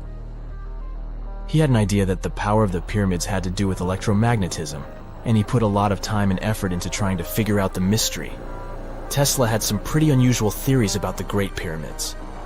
He thought that they could actually store and move electricity, which could then be used to power up the areas around them. He also had this theory that the pyramids were built using some kind of crystal energy. He believed that the chambers inside the pyramids could have these super powerful crystals that could control the electromagnetic fields. But that's not all. Tesla also had this idea that the materials used to make the pyramids had properties that allowed them to trap energy from the sun and the moon. And not just a little bit of energy. He thought that the pyramid could actually create this massive energy field that could light up whole cities or even brighten up dark places. He thought that the pyramids could be used as giant power plants to generate electricity and run machines. Tesla even believed that the pyramids were somehow linked to cosmic energy, which could be used for spiritual enlightenment and healing. How very new age of him. Anyway, Tesla wasn't just pulling these ideas out of thin air. He was seriously into studying everything he could about the pyramids, from ancient artifacts and texts to hieroglyphs and drawings. And he came up with this idea that the pyramids were designed to be energy amplifiers, and some kind of unknown energy source was used during their construction. Some people thought Tesla was eccentric for coming up with these theories, but his ideas have actually had a huge impact on the way we think about the pyramids today. Researchers and scholars have been digging into his theories for years and using them to uncover some of the biggest mysteries surrounding these ancient structures. For example, recently scientists have used theoretical physics to investigate how the Great Pyramid of Egypt would react to certain radio waves. They found out that if the radio waves were a certain length, the pyramid could concentrate the energy inside its rooms and focus it under its base. The scientists did lots of calculations to figure this out. They first thought about what radio wavelengths would work best. Then they made a model of how the pyramid would react to the waves. They figured out how much of the energy from the waves would get absorbed or spread out. Lastly, they checked how the energy would move around inside the pyramid when the waves hit it. To help explain all of this, the scientists used something called multipole analysis. This is when you take a complicated object and break it down into simpler parts. Then you can see how each part interacts with the energy that's coming in. It's like taking apart a puzzle to see how each piece fits together. The researchers are interested in how all of this can be used in the future. They want to make really tiny particles that can do the same thing as the pyramid, but with light. By changing the size, shape, and the material of these particles, they can control how the light moves around them. This can be really useful for things like making tiny sensors or super efficient solar cells. The scientists had to make some guesses when they were doing their research. They assumed that there weren't any hidden spaces inside the pyramid and that the material used to build it was all the same. But even with these guesses, they still made some pretty impressive discoveries. But the pyramid study is not the only proof that Tesla was ahead of his time. There are more Tesla's projects that seemed unrealistic at the time, but that scientists and enthusiasts reevaluate and try to implement today. Let's talk about Tesla's most ambitious project, the Warden Cliff Transmission Tower. Back in 1900, Tesla was already a big shot when it came to electrical engineering in America. People were blown away by his amazing inventions and the fact that he managed to outdo Thomas Edison in the Battle of Currents. However, Tesla wasn't content to rest on his laurels. He decided to embark on his most ambitious project yet, the transmission tower at Warden Cliff. It was built between 1901 and 1905, and it was based on one of Tesla's breakthrough ideas. He had a vision to make the impossible possible by creating a global wireless communication system. It would use Earth itself as a conductor, transmitting music, news, stock market reports, secured military communications, and even facsimile images. Does it sound familiar? Right, it sounds just like the internet that we use today, only without the use of any wires. But Tesla had a much bigger dream in mind, to transmit power wirelessly. He already proved that high-frequency signals could be sent without any wires using his Tesla coil transformers, and this sparked his obsession with wireless energy transmission. His vision was to not only transform the way we communicate, but also to find a way to transfer power currents globally by tapping into the Earth's natural energy. Tesla believed that there was an abundance of free energy all around us that could be used for humanity's benefit. In 1899, he conducted some top-secret experiments and got convinced that it was possible to transmit electrical power through the Earth's upper atmosphere. This is actually how the Warden Cliff Tower was created. It was supposed to be the prototype station for a network of towers all over the globe that would provide the whole world with wireless energy. Unfortunately, Tesla didn't have the resources or the patience of his investors to bring this project to fruition. It ran into all sorts of financial problems and roadblocks, and in 1917, The unfinished tower was finally torn down for scrap metal to pay off Tesla's mounting debts. Now it remains a sad reminder that even the greatest minds can sometimes fall short of their dreams. The original red brick laboratory, however, is still there, and it is the only Tesla lab that has survived. Fun fact, in 2017, a film crew made a crazy discovery. They used ground-penetrating radar to explore the area around Warden Cliff, and they found a whole series of tunnels stretching for hundreds of feet underneath the site. Nobody knows exactly what these tunnels were used for, but people have been speculating for years that they were part of Tesla's grand plan. Warden Cliff, of course, is a major landmark for Tesla enthusiasts from all over the world. Who knows? Maybe someone will finally crack the mystery of the tunnels one day. But even if they don't, the legacy of Tesla and his amazing ideas lives on. What is a boat doing in the middle of a desert? You would expect to find a seagoing vessel closer to shore. This is the question archaeologists had been asking for decades. In 1988, there was a storm near one of the most important archaeological sites in ancient Egypt. A wooden structure emerged from the sand. It was hollowed out by termites. Scientists were determined to solve its mystery. In 2000, they began excavating the site near Abidos, Abidos. An American team of experts soon discovered a boat that was 70 feet long, and it wasn't alone. In total, there were 14 boats neatly resting next to each other. It was impossible to completely dig out the boats because of their poor condition.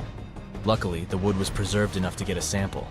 Analyses revealed that the boats were around 5,000 years old, the oldest fleet in human history to this date. The time of their construction predates the pyramids at Giza by half a millennium. Each ship of the fleet rested in a vault that matched its dimensions. The room was roughly a third of the size of a tennis court. It had mud brick walls that featured more than 120 drawings of boats. Ancient Egyptians incised them on whitewashed walls that were excellently preserved. Scientists have known about these mysterious chambers for well over a century. 1901, 1902. A British archaeologist, Arthur Weigel, stumbled upon a strange structure west of the River Nile. His team caught a glimpse of the interior walls. Sadly, a section of the roof collapsed, so they had to call off further exploration. Researchers abandoned the site, but its location remained on the maps. The boat's position first led scientists to think that they rested on a bank of the mighty Nile. But there was a problem with this theory. Today, the river flows almost 7 miles west of Abidos. Further studies of the surrounding terrain showed the Nile didn't change its course throughout history. Also, if the boats floated near a dock, they would be in unstable positions. The 14 vessels at Abidos were perfectly parallel to each other. There was only one conclusion possible. Someone had deliberately placed them like that. They must have gone through a lot of effort. Each boat had enough room for up to 30 rowers. These vessels could really float. They weren't models, but scholars still don't know if they actually sailed any body of water in ancient Egypt. This doesn't diminish the importance of the find. Previously, archaeologists found only small-scale models. In King Tut's tomb alone, there were 35 boat models. For a long time, these figurines were the only clues as to how ancient Egyptian vessels looked like. The boat's design confirms that they were the real deal. They are the earliest surviving examples of something called built boats. Ancient people constructed primitive vessels by hollowing out large tree trunks. The alternative was reed that was tied together to form a raft. The boats at Abydos had planks tied together. This was a major breakthrough in shipbuilding. During their lifetime, the boats must have seemed impressive. Timber was a valuable commodity at the time.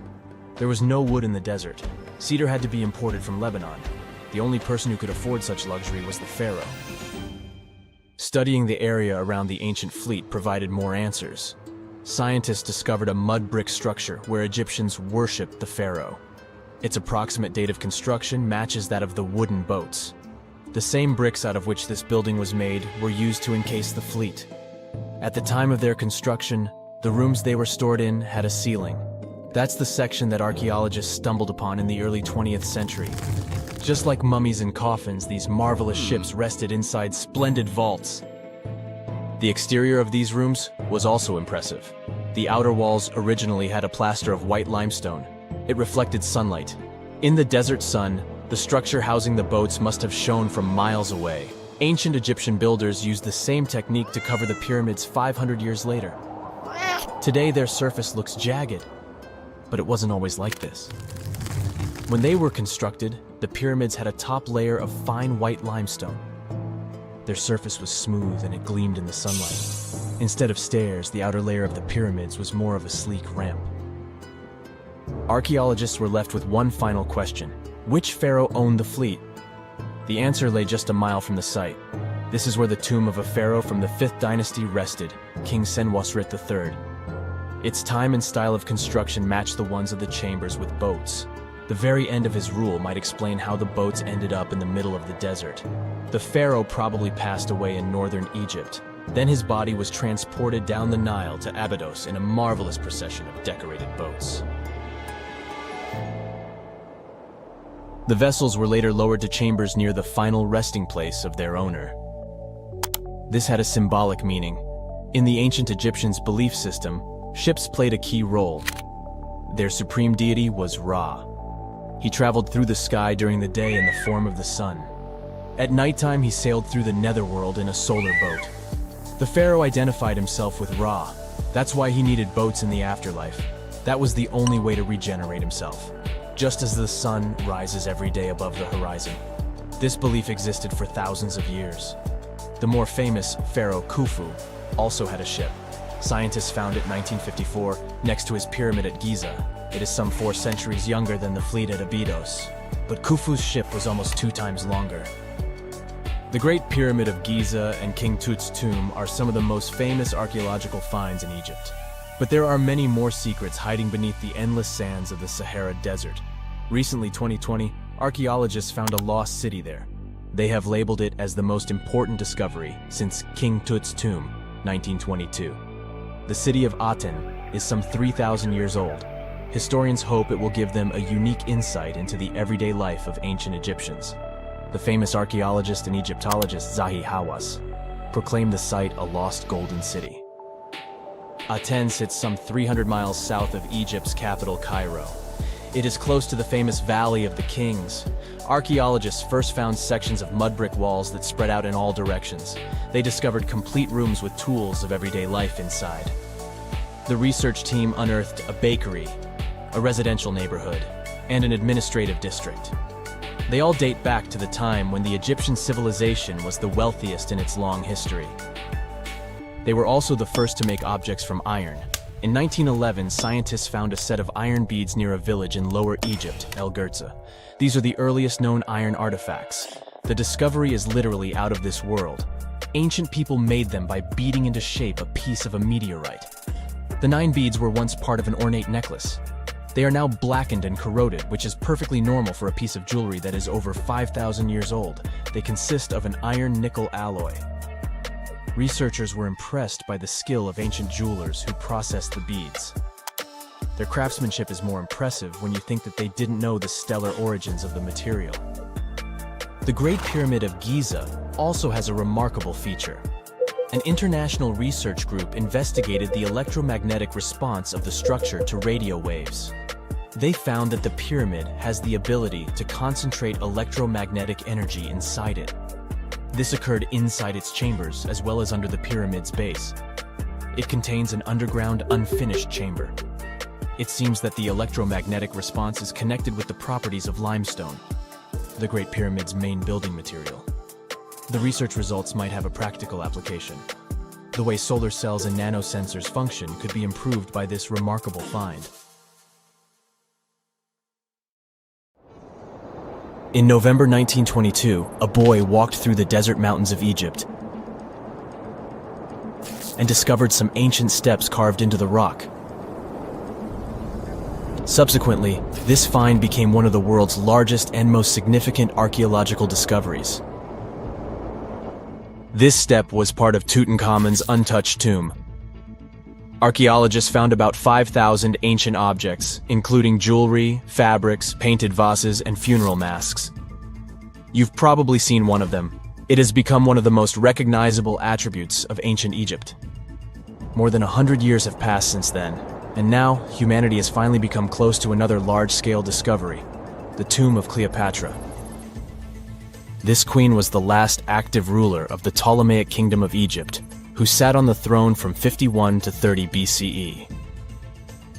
There are many ancient records about Cleopatra, her reign, and her unusual personality, but until now, no one has discovered the secrets about her passing away in the burial place. So, one archaeologist, Dr. Kathleen Martinez, has been studying ancient records and temples around Alexandria for decades and concluded that the tomb of the queen should be located under the ancient city of Taposiris Magna, founded in 280 BCE.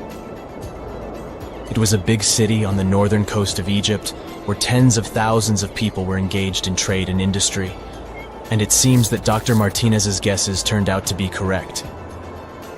She and a group of archaeologists have discovered a secret underground tunnel near Alexandria with a length of about 0.8 miles. It was cut into the rock under Taposiris Magna's temple. During further excavations, they found many things that indicate Cleopatra's tomb lies in the tunnel's depths. It's also possible that she is buried there together with the Roman commander, Mark Antony. According to ancient records, Cleopatra and Mark Antony loved each other and together opposed the Roman Senate, which declared Antony a traitor. The fact that natural disasters have occurred on the territory of Taposiris Magna for thousands of years can complicate the excavations.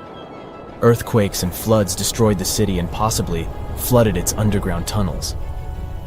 But archaeologists hope the ancient tomb remains untouched, and that it hides many treasures and records about the royal life of ancient Egypt during the reign of the last dynasty. There's a chance that excavations will go underwater and in the mud. This will require much time and funding, but archaeologists are sure it's worth it. Anyway, it's too early to say that Cleopatra is really buried there, but scientists have found many things in the tunnel that confirm this, including clay pots, dozens of coins with the image of Cleopatra and Alexander the Great, as well as a bust with the image of the Egyptian queen. Cleopatra is still one of the most popular personalities in Egypt, on an equal footing with Ramesses III and Tutankhamun. She inspired many films, paintings, and books, but what made her so popular? She became famous for her inconsistency. She was a beautiful, intelligent ruler who pulled Egypt out of the crisis and made it a prosperous power. Medieval Arabic texts say she knew chemistry, mathematics, and philosophy, and may have written several scientific books. She knew several languages and had excellent diplomatic skills. At the same time, there are many legends that she was a femme fatale who drove many men crazy. However, there's no evidence that her beauty was incomparable. The image of a stunning model was created by Hollywood when it made several films where famous actresses performed the role of Cleopatra. And the Roman Emperor Octavian, the adopted son of Julius Caesar, specially created the image of Cleopatra as an insidious seductress because he was her enemy. Even though she was born in Egypt, Cleopatra wasn't an Egyptian. Her ancestors were Greeks, among whom was one of the generals of Alexander the Great. However, the people of Egypt loved her. She learned the language and was very sensitive to the traditions of this country. She knew the history, mentality, and customs of ancient Egypt well. She raised the level of its economy and strengthened its status as a world power. Much of this was made possible thanks to her cunning and impressiveness. She loved theatrical performances and lavish celebrations. She knew how to surprise people and put on a show. But behind the exterior image of a luxury lover was an intelligent and calculating ruler. Ancient Egypt was a rich, luxurious country, and Cleopatra did everything to increase its wealth and strengthen its position in the international arena. For example, she was once in conflict with her brother Ptolemy XIII Odd. The queen knew that she wouldn't be able to resist him, so she decided to attract Julius Caesar to their side. The Roman emperor arrived in Alexandria, where Cleopatra wanted to meet him, but Ptolemy knew about her plans and was about to prevent her from coming to Caesar. Then, instead of a rich and noisy arrival, Cleopatra decided to make her visit inconspicuous. She wrapped herself in a carpet or linen bag the emperor's servants carried into Caesar's private chambers. Cleopatra emerged from the carpet and impressed the Roman emperor with her beauty and determination. As a result, they fell in love with each other and became close allies. After some time, she impressed another influential Roman for diplomatic purposes. She arrived to meet Mark Antony on a golden barge with purple sails and silver oars. Cleopatra was dressed in the image of Aphrodite and sat under a magnificent canopy. Her servants dressed like cupids and were blowing her fan and burning incense. But Cleopatra created such a show for a reason. She knew that Antony revered Greek mythology and considered himself the embodiment of Dionysus. As a result, he was so impressed with this woman that he ended up marrying her. Cleopatra defended her crown, strengthened her alliance with Rome, and bore Antony 3 children. In Egypt, they threw big parties and enjoyed wealth with power. However, the relationship of a high-ranking official with the Egyptian queen caused a scandal in Rome. Octavian was Antony's primary opponent in the struggle for power, so he exploited the situation to darken the competitor's reputation. He used propaganda to make Cleopatra an insidious seductress in the eyes of Roman citizens. He accused Antony of succumbing to her charms. The Roman Senate supported Octavian and declared Cleopatra an enemy.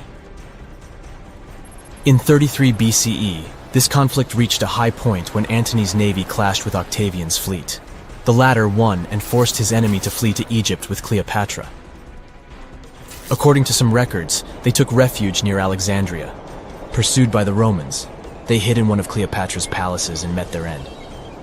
Some legends say that Cleopatra was an expert in poisons. She provoked a venomous snake, a viper or an Egyptian cobra, to bite her. Also, according to another legend, she pricked herself with a poisonous needle. There's a theory that Cleopatra always carried an ampule with poison inside her hairbrush. And when she was cornered, she soaked the needle with this poison and pricked herself. None of this can be said for sure. Scientists are still trying to find out the truth. Perhaps when they reach Cleopatra's tomb, the world will get more answers about her tragic fate. She is considered the last ruler of Egypt. After her passing, Octavian plundered her palaces and temples and returned to Rome, where he became the main emperor. He successfully ruled the country and expanded its borders. His reign ended when he turned 75. World history would have looked different if Cleopatra and Mark Antony hadn't lost that naval battle. By the way, did you know that more time has passed between Cleopatra's reign and Neil Armstrong's flight to the moon than between the reign of the Egyptian queen and the construction of the Great Pyramid of Giza?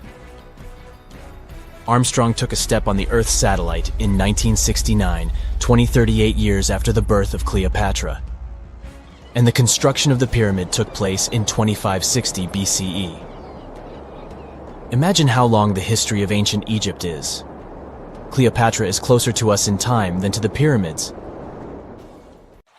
Whenever you hear about ancient ruins, you almost never picture them being suspended somewhere, or just randomly hanging on the branch of a tree, right? In fact, for most of the ancient artifacts we have exposed in museums all over the world, archaeologists did quite an impressive amount of digging. You see, buildings have this funny way of fading away over time if not properly taken care of. Sometimes we need to reuse some building materials, so an older construction may be sacrificed in the process. Other times, houses are abandoned, and once they are exposed to the elements on the surface, like rain or sunlight, they don't really stand a chance. Some just simply crumble away due to good old erosion. So the only way a piece of architecture can survive the test of time is if it's somehow gotten buried deep down. Now, how did they end up buried in the first place?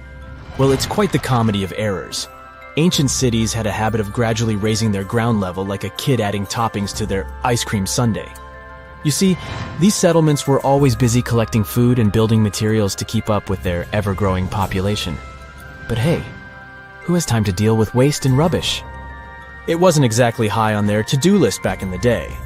So when it came to building new houses, ancient civilizations found it much easier to save their sweat and tears by piling up the rubble and constructing right on top. But that's not all. Rivers would also occasionally flood and deposit a layer of sediment on the city floors, further encapsulating those ancient constructions. And in those dry regions like the desert, where the wind likes to show off its sand and dust dance moves, you can bet it was a constant struggle to keep the establishments clean. One hilarious example is the Sphinx, which had its head buried in sand until a group of archaeologists unearthed it in 1817. Some ancient towns eventually got covered up because they were completely abandoned. With less human activity to control their expansion, plant seeds couldn't resist the opportunity and sprouted all over the place. They gobbled up carbon dioxide from the air and grew, adding more and more bulk to the ground. Those cheeky roots even decided to stabilize the soil made from decaying plant matter, creating layers upon layers of earthy goodness. It's like the ultimate DIY project Mother Nature embarked on, with plants as her loyal helpers. The act of digging into the secrets of ancient civilizations is not just about unearthing a lost world. It's also an epic quest to reveal the hidden treasures beneath layers of history. But how do archaeologists know where to dig in the first place? If everything is covered in layers upon layers of sediments, debris, and plant roots, they must have some sort of system they rely on before embarking on a new project, right? For starters, they're not always the ones suggesting an archaeological dig in a certain location. Let me explain. Let's say you're a contractor and you want to build a new fancy apartment complex in your city. Some local legislations have certain requirements before your project can start, though. For instance, before anyone starts building on a piece of land, they might need to bring in specialists to check the soil. These clever folks can be archaeologists, geologists, or paleontologists, and they need to keep an eye on things during development. If any artifacts or ecofacts, fancy word for organic remnants, are discovered, these experts swoop in to excavate and study them. But what about sites that have nothing to do with bulldozers and yellow hats? Archaeologists have more than one trick up their sleeves when it comes to locating ancient hotspots. They dive deep into historic records with a healthy dose of detective work. By sniffing out old documents and maps, they can piece together the puzzle of human activity in a specific area. If a site has been visited before, it's even better. Finding records of past excavations or historical accounts can give archaeologists lots of information on where to continue their treasure hunt. Before archaeologists start swinging their shovels, they engage in a bit of a visual scan mission. Armed with a grid system, they'll stroll around the site, keeping their eyes peeled for any artifacts that might be hiding just beneath the Earth's upper layer. From groundstone tools to historic glass and even ancient garbage dumps, yes, they're also valuable. These keen-eyed explorers can spot signs of human activity faster than most people. If they stumble upon midden soil, fancy term for a garbage dump, they know for sure that humans once called this place home. Archaeologists don't just rely on their trusty shovels, though. They have an arsenal of gadgets to aid in their search for hidden wonders. Geophysical tools are like their secret weapons. Take the resistivity meter, for example. This clever contraption measures the electrical component of the soil and any buried features or artifacts. A buried wall, for instance, will create a different resistivity reading than the surrounding soil. Magnetometers and ground-penetrating radar work in similar ways, showcasing potential hints of ancient treasures in the soil. And who could forget our trusty old friend, the GPS? It helps archaeologists map out precise locations, like a high-tech treasure map, leading them straight to their pot of gold. Care to virtually visit some of the most important archaeological sites in the world? Well, follow me. In the United Kingdom, for instance, you'll find this interesting place called Stonehenge. It's one of many henges scattered around, but this one really takes the cake. Picture this: massive ancient stones standing tall and proud, arranged in a funky outer ring and an inner horseshoe, with some smaller stones thrown in for good measure. And guess what? These amazing stones have been around for over 5,000 years. Talk about a serious case of rock-solid longevity. Now, here's where it gets interesting. According to local folklore, the legendary wizard Merlin whipped out his magic wand and poof! He teleported these massive stones all the way from Ireland. Apparently some giants had assembled them there, but Merlin decided they would look much better at their new location. Others think it's just the ruined remains of an old Roman spiritual edifice. These amazing structures were built by our Bronze Age ancestors. With their simple tools and limited tech, they managed to create this monumental masterpiece. Impressive, right? Unfortunately, there's still so much we don't know about this area. Stonehenge's initial purpose remains a mystery to this day. Sure, there are lots of theories, but scientists have yet to agree on the subject. However, we do know that it's perfectly aligned to catch the sunrise during the summer and winter solstices. The ancient city of Pompeii is an equally amazing archaeological site. Picture this: Mount Vesuvius, a notorious troublemaker, decided to throw a volcanic tantrum and completely covered this ancient Roman city. It turned it into a time capsule, located outside present-day Naples in Italy. Fast forward to the year 1748, when a bunch of adventurous explorers stumbled upon Pompeii. Lo and behold, they discovered a treasure trove of well-preserved goodies. Streets, houses, food. Probably a bit stale by then. Blingy jewelry, fancy sculptures, colorful frescoes, everyday household items, and even animal and human remains. It was like an epic archaeological party. From the looks of it, Pompeii had it all. Fancy houses and villas, a massive 20,000-seat arena, cute little artisan shops, hangouts like taverns. And let's not forget the saucy spots like those luxurious bathhouses for some intense pampering. There's also the sanctuary of Apollo, where people used to gather for their daily dose of worship. And of course, the bustling heart of the city, the Forum of Pompeii, where all the cool people used to hang out. And guess what? Pompeii is so cool that it made it to UNESCO's World Heritage List back in 1997. That's like the ultimate Hall of Fame for historical awesomeness. It also includes many other famous buildings and sites, like the Taj Mahal in India and the Acropolis of Athens in Greece. So looky here, scientists discovered ancient artifacts near King Tut's tomb. Turns out, his VIP final resting place looks more like a public graveyard with about a dozen wooden coffins that's been there for around 3,600 years. Okay, I might have exaggerated a tad. The 11 tombs weren't exactly right next to King Tut, but they were close, near the same city of Luxor. New findings in Egyptian tombs can help us piece together what life was like in ancient Egypt. And guess what? Ancient Egyptians seem to have been remarkably like us, modern humans. Say, the women have always loved jewelry, and archaeologists retrieved a beautifully made necklace with 30 amethyst beads and 2 agate beads, plus a hippo head amulet. Bet it was all the rage back then. Researchers also discovered 2 copper mirrors. One had a handle shaped like a lotus, and the other was decorated with Hathor, the ancient Egyptian deity of the sky, women, fertility, and love. These recent excavations near Tutankhamun's burial site led to another jaw-dropping revelation. For the first time in thousands of years, fragments of Queen Hatshepsut's Valley Temple were uncovered. This fearless woman was thought to be the second female pharaoh, who ruled with both courage and wisdom, leaving a legacy as solid as the stones themselves. Her temple, hidden for ages, opens a window into a time filled with power, intrigue, and spiritual devotion. Archaeologists found over 1,000 beautifully decorated stone blocks on the outskirts of Hatshepsut's funerary temple. There were very few women who managed to take the throne in ancient Egypt. Another tomb was found nearby, and it belonged to the overseer of Queen Teti Sheri's palace, whose name was Jehuti-Mez. Queen Hatshepsut seems to have even more tombs, aces up her sleeve. These tombs were carved into the rock instead of being built as pyramids, showing a unique ancient perspective on how to protect the soul in the afterlife. Experts managed to retrieve some cool ancient pieces from the site.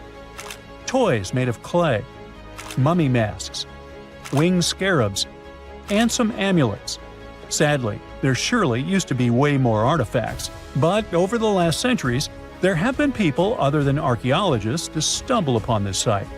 It's likely that looters got to these tombs before them and may have taken some valuable items. But they did leave behind some cool stuff for the researchers, like pottery used for offerings of bread and meat, along with archers' bows that connect the tomb's owners to the Egyptian military. Meanwhile, soul protection is way more important than you might think, especially if you're roaming around Luxor looking for ancient secrets. You aren't scared of King Tut's curse, are you? Let me tell you what happened to those who weren't scared, but promise me to take it with a dash of salt, okay? For years, Egyptologists, especially those who believed in paranormal activity, were convinced that there was an unsettling curse surrounding Tutankhamun's archaeological discoveries. This belief stemmed from the mysterious and untimely demise of several excavators who discovered the tomb in 1922 with no logical explanation for why they passed away. It was just easier to chalk it up to something supernatural and avoid the whole mess. But it turns out it wasn't a curse at all. It was likely the radiation that caused those excavators to perish. Now, you might wonder where the radiation came from. After all, while radioactivity was discovered in the 19th century, ancient Egyptians, despite their impressive pyramids, didn't have any radium lying around to make Tut's tomb glow like crazy. So, what could be the real story? It might have been toxic waste behind it all. Toxic levels of radiation from uranium and hazardous waste have been lurking inside the tomb since it was sealed over 3,000 years ago. The burial chamber of Tutankhamun's tomb reportedly has such high radiation levels that anyone who steps inside could easily end up with a fatal dose of radiation sickness or an incurable condition. By the way, you can have a somewhat similar level of radioactivity if you don't get rid of those moldy dinner leftovers you left to perish in your fridge a month ago. But this radioactivity isn't exclusive to Tutankhamun's tomb. Ancient Egyptian artifacts discovery is rewarding yet dangerous due to unusually high radiation levels in Old Kingdom tombs all over Egypt. Geiger counters have detected radiation at 2 sites near the Giza pyramids, and radon, a radioactive gas, has been found in several underground tombs in Saqqara. Interestingly, experts believe that the builders of these ancient tombs were aware of the toxins, as some eerie warnings were carved into the walls of many tombs. One inscription ominously declared, "They that break this tomb shall meet their end by a malady that no doctor can diagnose." Other ominous phrases like "forbidden," "due to evil spirits," only added to the fear that supernatural curses haunted these ancient sites. Ominous signs have stunned archaeologists since forever, but the fear grew even stronger a century ago with the mysterious passing of Lord Carnarvon, who funded King Tut's excavation in 1922 and reportedly explored the treasure-filled rooms, along with several others who entered the tomb. Arthur Weigall, another British Egyptologist who was present at the tomb's opening and is credited with starting the curse myth, passed away young when he was just in his 50s in 1934. Chances are the condition that made him pass was connected to radiation. In total, 6 out of the 26 people who were there when the tomb was opened met their end within a decade from various causes. Not only X-ray exposure, those reasons include asphyxia, stroke, heart failure, pneumonia, and even poisoning. Well, isn't this getting a little grim? There was one guy who opened the tomb and somehow managed to avoid the infamous curse, Howard Carter, or so it seemed. Some folks pointed to his survival as proof that the curse wasn't real. After digging up the tomb, Carter published several books on the topic and shifted gears from archaeology to dealing in antiquities for various museums. Despite dodging demise or injury, rumors swirled about how the curse may have impacted him in other ways. One of the big stories linked him to Lord Carnarvon's daughter, Evelyn. Some said he was madly in love with her, but she married someone else, so he chose to stay single. Others claimed they had an affair while she was in Egypt, which ended when her father passed away and she left the country for good. However, there wasn't much evidence to support these stories. Evelyn was just 6 when they met, and they remained friends until his last breath. She was even one of the few attendees at his funeral, but denied any romantic involvement, saying they weren't that close. A year after the revolutionary discovery near King Tut's tomb, Evelyn married politician Sir Brograve Beauchamp and had a daughter. That same year, Beauchamp toured the tomb with his parents, guided by Carter himself. Carter never married and, aside from those posthumous rumors about Evelyn, had no other romantic connections. While the curse adds an intriguing twist to his life story, his tendency to keep relationships at arm's length was evident long before the tomb was opened. It seemed Carter just wasn't a people person. In 1939, after battling a serious illness, he ultimately succumbed to fate. He was 64, which was a pretty common life expectancy in the UK back then, so no one really thought it was off and linked it to an ancient curse. When he passed, it turned out he had several artifacts from Tutankhamun's tomb in his London apartment, which were eventually sent back to Egypt, marking what some viewed as the curse's end. Who knows? Maybe if he hadn't had all those ancient souvenirs at his place, he would have lived way longer. But all the other demises might seem off. The curse theory was likely fueled by some strange events during the excavation. Carnarvon got a mosquito bite that became severely infected, and around the time they opened the tomb, Cairo experienced a bizarre power outage and a freak sandstorm. Back in England, the Earl's dog, Susie, managed to escape from Carnarvon's house and began barking frantically at seemingly nothing. At least that's what the staff and family saw. Strangely enough, at the very moment her owner's heart stopped, Susie started howling and fell down without showing any signs of life. Maybe radiation didn't play a crucial role after all, and those were indeed ancient artifacts from King Tut's tomb that made them all perish. Spooky, huh? The ancient Indian texts mention beautifully decorated chariots or entire palaces called Vimanas that could take off and, in a matter of seconds, fly away as far as space. Some people believe these Vimanas only existed in Indian mythology, but it's also possible that they were based on a real technology that had been lost over the centuries.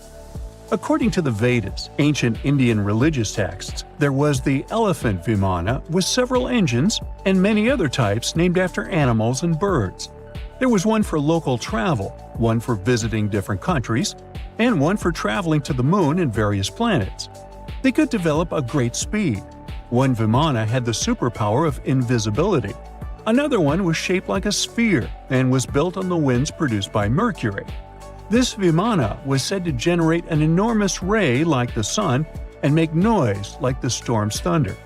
All the Vimanas were unbreakable and perfect for attacks on foes. Now, to operate a Vimana, you'd need to know a lot of stuff, pretty much like today's airplane pilots, 32 secrets in total. They'd cover the aircraft structure and the secrets of taking off and maneuvering without crashing. That's a good thing. The pilot was also expected to know how to be seen and unseen, how to be hidden, how to be quick, how to manage contractions and expansion, and many other tricks. To hide the flying machine from foes, the pilot was instructed to move to the 8th atmospheric layer above the Earth and use the power of dark solar rays. This instruction might sound a bit weird, but there were others, more realistic ones, which still make sense in modern aeronautics. There are sections of ancient texts on the Vimanas that focus on details like flight paths, pilot training, navigation, and even suitable clothes for pilots and recommended food for long flights. There was also a lot of technical detail about the use of heat-absorbing metals, the metals utilized, and melting points. The supporters of the theory that the Vimanas were more than just myths are sure that the ancient Indians would unlikely go into all these details just for a beautiful story. So, the flying palaces might have been real and way ahead of their time, like many other great Indian inventions. Back in the 6th century BCE, an Indian physician named Sushruta basically wrote the original guide to medicine and surgery. They even called him the father of surgery for his work. Sushruta laid down the details on hundreds of medicinal plants and described complex surgical procedures. He gave instructions on nose reconstructions and skin transplants from one part of the body to another. The original method of rhinoplasty, which involved taking a piece of skin from the forehead to reconstruct the nose, is still used today. But back then, it had a slightly different purpose than surprising your followers on social media. Those nose jobs helped out folks who had lost their noses as punishment for crimes or in fights. Now, you gotta thank an ancient Indian math prodigy for the invention of zero. It might not seem like a big deal, but without it, we would have no binary system and no computers. People before the 5th century CE were only thinking about some sort of a sign to indicate nothing. The invention made addition, subtraction, and other mathematical operations a whole lot easier. You can see the oldest zero in existence carved in the wall of a temple in Gwalior, India. The Indus Valley Civilization was using rulers in 1500 BCE and earlier. Made from ivory, these rulers were found during excavations in what is present-day Pakistan and northwestern India. They were widely used in architecture with amazing accuracy. They had units corresponding to slightly over 1 inch that were marked with precise subdivisions within 5/1000ths of an inch. The next invention is more of a concept than a physical item. Standardization is all about setting the rules based on a bunch of people, things, or interests. One of its cool applications that we've all gotten used to is standard weights. Whether you're using pounds or kilograms, you need these universal measurements for weight, right? For this, we owe a big shout-out to the merchants from the Indus Valley Civilization who lived around 4,000 years ago. They were measuring everything from food grains to fancy luxury goods using these standardized weights. And their weights had decimal and binary mathematical systems going on. They didn't have high-tech gear, but they pulled off some serious precision using complex calculations and even sand for construction. Their art of standardization made its way to Persia and Central Asia, basically becoming the global weight-watching standard. So if yoga is your go-to exercise, you definitely have a personal reason to appreciate the ancient Indian geniuses. Over 5,000 years ago, during the rule of the Indus-Sarasvati civilization in northern India, yoga was first mentioned in the Vedas. Yoga was refined and shaped over the centuries until it grew into a massive teaching with over 200 sacred writings dedicated to this way of obtaining enlightenment. At the beginning of the current era, yoga got a new trajectory thanks to a Hindu writer who laid down a system of yoga in his text, the Yoga Sutras. It became a whole-body rejuvenation, a life-extending practice with poses that you are still doing on the mat today. Yoga has reached the Western world only in the 19th century, and it caught on like wildfire. Chess, the all-time top game for intellectuals, is also an Indian invention. Its ancestor was called Chaturanga, and it was a strategic board game that started gaining popularity around 3,000 years before the current era. This early Indian version of chess was played by 4 people, not 2, and had 64 squares. Each player had 8 pieces, ranging from pawns to kings, bishops to knights, and there was no standard 6-faced dice. They rolled with an oblong one. Players facing off were actually allies, forming 2 teams based on the direction they sat. Chess, that we know and love today, was first mentioned in ancient Indian literature in a legend.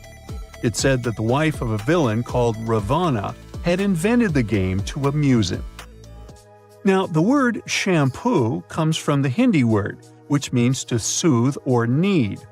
The substance was invented in India in 1762 and was originally used for head massages, hence the name. The first shampoo was made of natural oils and herbs. British traders fell in love with the idea and brought it back with them to England. It took years for the original head massage oil to evolve into shampoo as we know it today, but it's still an Indian invention. Unlike the ancient Greeks, who wore animal skins, the Indians started cultivating cotton back in the 5th and 4th centuries before the current era. They used cotton threads to produce fabrics that soon became a huge hit in the Mediterranean and beyond. Jute and wool also have their origins in India. Cashmere, the finest and most exclusive type of wool, actually comes from the Kashmir region of India. Buttons that sit proudly on that cashmere cardigan of yours also have ancient Indian origins. Some 5,000 years ago, the Indus Valley Civilization started cutting seashells into geometric shapes with tiny holes in them. First, they were just decorations, but then people started using them to fasten clothes. Now, when you think about radio communication pioneers, Marconi's name usually steals the spotlight. He got a Nobel Prize in Physics in 1909 for his groundbreaking radio work. But there's an unsung hero in the radio waves game, and his name is Sir Jagdish Chandra Bose. He spilled the beans on radio communication way back in 1895.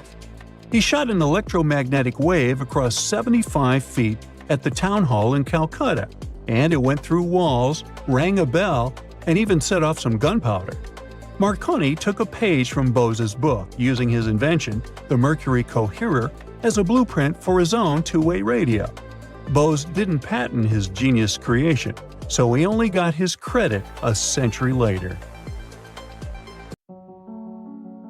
There's a beautiful island in the Atlantic Ocean 25 miles off the coast of Brazil. It's easy to reach, has an endless beach line, steep rocks to climb, and vibrant tropical greenery. Yet there isn't a single hotel here, no one's hiking on all those rocks, no one's watching sunsets by the ocean, and you'll never see kids build sandcastles on the beach. People left this island a long time ago and will unlikely ever come back to live here. It's been long since taken over by creatures you'd rather never meet. Ilha da Queimada Grande has the highest concentration of venomous snakes in the world. It's the only natural habitat of the golden lancehead viper, one of the most dangerous snakes on the planet. Somewhere between 2,000 and 4,000 of these critters live here. They say you're never more than 3 feet away from meeting one of them on the island. They're like life insurance salesmen. Lancehead vipers have venom that's 3 to 5 times stronger than that of their closest mainland relatives. Evolution helped them to develop it to keep them properly fed. Their only prey is birds that visit the island to rest. Lanceheads have to slither up the rocks for lunch and can't wait and trace those birds like other snakes. So they developed a super venom that works almost instantly. One legend says the snakes ended up in the middle of the ocean thanks to pirates. They were looking for a good place to hide their booty, their gold. The island was a perfect match. They also needed something to protect their treasures from any invaders. So they brought some snakes, and those multiplied quickly. A more realistic explanation involves not humans, but rising sea levels. Snake Island used to be part of the Brazilian mainland, but the sea isolated it from the rest of the country around 11,000 years ago. The snakes that ended up on that island were able to spread and thrive because they had no predators to bother them. And when people tried to, let's just say it didn't end well. Another island legend is about a fisherman who came here to pick bananas. He didn't expect he'd have the company of venomous snakes, and they were ecstatic about a new item on the menu. The fisherman ran for his life back to the water, but had been bitten before he managed to jump into his boat. A couple days later, his boat was found, but he didn't make it through the journey.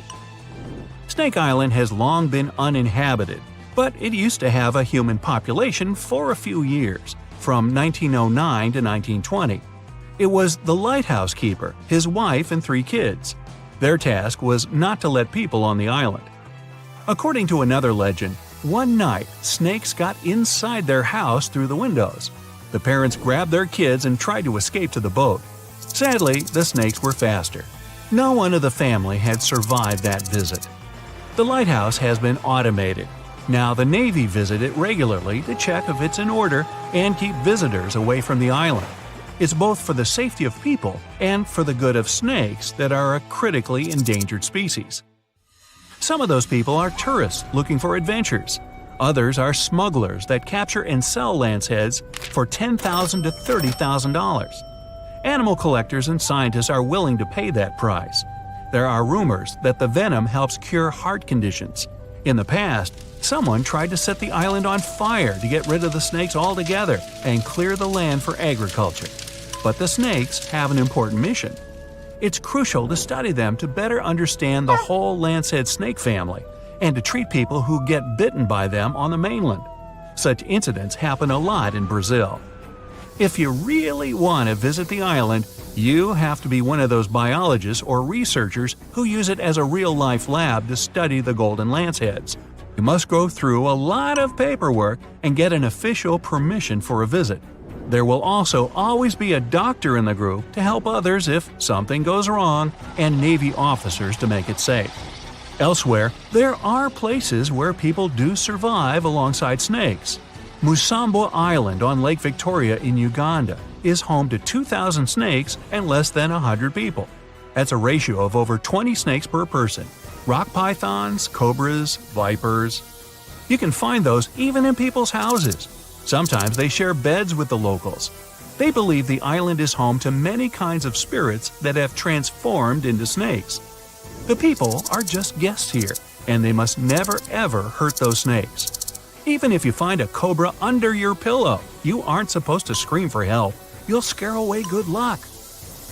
And if you hurt a snake, Well, prepare to pack your bags and leave the island for good. There are also monitor lizards on the island. The snakes live in peace with them and the locals. They feed mainly on bird eggs and won't attack you first. The real danger of North Sentinel Island isn't the snakes, it's the people. The island, about the size of Manhattan and surrounded by corals, is home to one of the most isolated tribes on the planet, the Sentinelese. They're a hunter-gatherer society that doesn't welcome any strangers at all. The only safe outside visit took place in 1967. Based on what they saw back then, anthropologists guessed there could be anywhere between 50 and a couple hundred people living on the island. No one else in the world speaks or understands their language. Another dangerous place is Makajima Island in Japan, south of Tokyo. It's famous for the active volcano it sits on. There have been 6 eruptions in the last century alone. Poisonous gas has been leaking through the ground ever since the latest incident in 2000. For years, all residents and tourists had to carry gas masks at all times when on the island. When the siren went off, it was a sign to put it on immediately. It meant the sulfur levels in the air had dangerously risen. Luckily, it's been years since the gas masks were necessary. Volcanic activity made Lake Kivu in Africa a dangerous place as well. It sits exactly where tectonic plates are slowly moving away from one another. It makes the Earth's crust thinner and the volcanoes more active. That's why there are hot springs under Kivu that send hot water, carbon dioxide, and methane into the lake. Microorganisms that live in the lake generate more methane. All these gases remain in the water because the lake is really deep. This mix is denser than regular lake water, so the lake has unusual layers. Kivu is dangerous because all the gases trapped in it could find a way out. That would be a disaster. Saba is a tiny Caribbean island that's seen more storms in the last 150 years than any other place in the world. There were over 60 big hurricanes, 15 Category 3 storms, and 7 Category 5 ones, the most destructive a hurricane can get. If you want to try your luck, visit in winter. You'll be less likely to witness a storm, but landing will still tickle your nerves. Saba also happens to have one of the shortest and most dangerous runways on the planet, stuck between 2 rocky ridges. Bouvet Island is the loneliest and most remote one in the world. The nearest piece of land is 1,000 miles north, and the Antarctic coast is 1,100 miles to the south. Fewer than 100 people have ever been here, mostly scientists that used to work at a research station. If you decided to travel there, the journey would take days. If something went wrong, there would be no one to save you in time. Plus, 93% of the island is covered with a glacier, and there's just one appropriate place to moor a boat. Hey, sounds like fun! Sign me up! Not. Mount Washington in the US gets way more visitors, but not everyone comes back safely. It's known as the most dangerous small mountain on the planet. The winds here are the fastest on the surface of the Earth, reaching 200 miles per hour. Hey, let's go fly a kite, huh? Freezing temperatures and heavy snowfalls don't help the ascent either. Hikers are often steered away from trails and roads. Even if you do make it to the top, you'll experience overloads like on the peak of Mount Everest. Ah, Phoenix. This sizzling gem in the Sonoran Desert isn't just another American city. It's more like a giant oven where you can throw a party, as long as you don't forget the ice. Seriously, if you find yourself here in the summer, brace yourself for some serious heat. We're talking about temperatures that regularly pass 100 degrees. And in 2024, Phoenix hit 110 degrees 55 times during the summer, tying the record set just the year before. Now, I get it if you're not a fan of hot weather, but apparently a lot of people love living in a sauna. Phoenix ranks as the 5th largest city in the United States, and it is the capital and most populous city in Arizona, with 1.7 million residents as of 2024. And if we're talking about the metropolitan area, also known as the Valley of the Sun, the population is almost 5 million. Yet, Good luck finding someone actually born here. Out of every 4 Phoenix residents, 3 were born somewhere else. Believe it or not, Phoenix wasn't always this bustling, crowded place. It became one. A few decades ago, it was just a sleepy little dot on the map. Back in the 1940s, the population was around 65,000. It wasn't even close to cracking the top 100 list of the largest U.S. cities. Now, at that time, Phoenix was mostly an agricultural hub, and its economy revolved around what they called the 5 C's: cotton, citrus, cattle, climate, and copper. But things really started to change in the 1950s thanks to one life-changing invention. Drumroll please? The air conditioner. Actually, it was the portable version that came out in 1945, created by an American inventor named Robert Sherman. Phoenix residents owe a lot to Robert for making life bearable during scorching summers. Before AC, people in Phoenix would literally move their beds outside and build sleeping porches.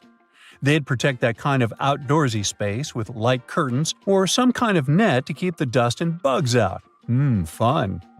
Anyway, the point is that the air conditioner played a big part in making Phoenix an easier place to live. Since the 1940s, this city in Arizona has transformed from a dusty little town into a sprawling urban jungle, and it's still one of the top 10 fastest-growing metro areas in the U.S. The best part is, it looks like that won't change anytime soon, since this 519-square-mile metropolis is surrounded by rolling desert, with plenty of room to keep growing as far as the eye can see. So, who's dropping everything to move to Phoenix? Well, Californians are the city's biggest fans. According to a recent survey, a third of all new renters moving to Phoenix come from Los Angeles. Okay, that survey might not be the most reliable since it only applies to the source's clients, but it does line up with U.S. Census Bureau data from 2019, which says that 70,000 Californians moved to Arizona in the previous year. The connection between Phoenix and LA is so strong that some people even call Phoenix the next LA. You've got to give Phoenix credit for capitalizing on its proximity to Southern California. The city offers lower taxes, fewer regulations, and lower costs of living, which makes it a magnet for businesses, especially in high-tech and service industries. So, in the 90s, Phoenix was considered a non-stop generator of jobs. In the last few years, we've seen the number of jobs only go up, and the unemployment rate has dropped by nearly half, going from 6.3 in January 2014 to 3.4 in the same month in 2024. Now, when it comes to big city problems, you can't avoid talking about traffic. But here's another reason why Phoenix is a dream city. It doesn't even come close to the traffic nightmares you find in places like LA. Estimates show that people in Los Angeles waste about 119 hours a year just sitting in traffic. But in Phoenix, it's more like 61 hours. Huge difference, huh? And let's not even start talking about the money people waste just sitting in traffic. In LA, drivers burn through about $2,440 worth of gas per year. In Phoenix, they waste 25 gallons of fuel, which ends up costing about $952. Yeah, that's still a lot of cash, but compared to LA, come on, that's a steal. Phoenix being okay in terms of traffic might have a lot to do with how the city was designed. Just take a look at a map of Phoenix. You'll notice it looks like someone took a ruler and drew perfectly straight lines for the roads. That's because the city was laid out in a grid system. This setup makes it so much easier to get around, especially compared to cities full of confusing twists, U-turns, and one-way streets. It just simplifies things, whether you're a local or a tourist. Plus, Phoenix has nice wide streets. Most cities have one major road and a bunch of narrow streets that just can't handle heavy traffic. But Phoenix has wide roads everywhere. So, when the freeways get jammed, you can just hop onto a parallel street and still get to work without stressing out too much. When you look at all the job opportunities and the relatively smooth traffic, it's no wonder people are willing to put up with the heat and move to Phoenix. But don't get it twisted, the heat is no joke. It is really, really hot and sunny out there. We're talking about 300 days of sunshine on average, or about 85% daylight hours per year. But once again, Phoenix has made the best of it, and all that constant sunshine has turned Phoenix into one of the top solar energy cities in the country. Now, you may be wondering, a city in the middle of the desert with barely any rain, do they actually have enough water? Well, they do. Phoenix has its water situation pretty well sorted out, thanks to multiple sources. I mean, they don't rely on rain alone, which is a good thing because, desert life. Most of their water comes from way up north and east of the valley, where snow melts off the mountains and flows into giant reservoirs, storing it up for those dry years. But most of Phoenix's water comes from the Salt River Project, which brings water through canals and pipelines from the Salt and Verde rivers. Then there is the Central Arizona Project, which transports water all the way from the Colorado River. They even get a bit of water from underground wells.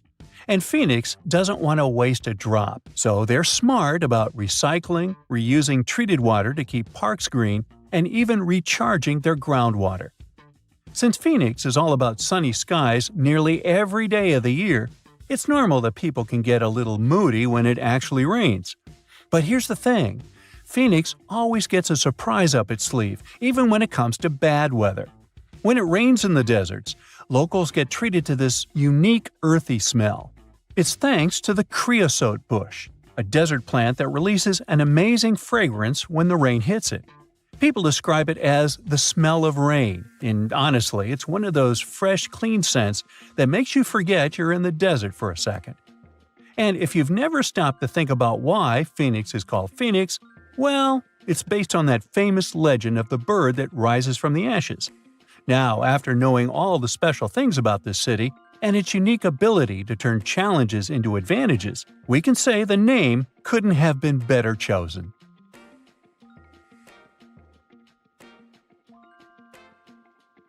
So get this, Taylor Swift takes a flight from Los Angeles to Tokyo that leaves at 10 a.m. on February 20th.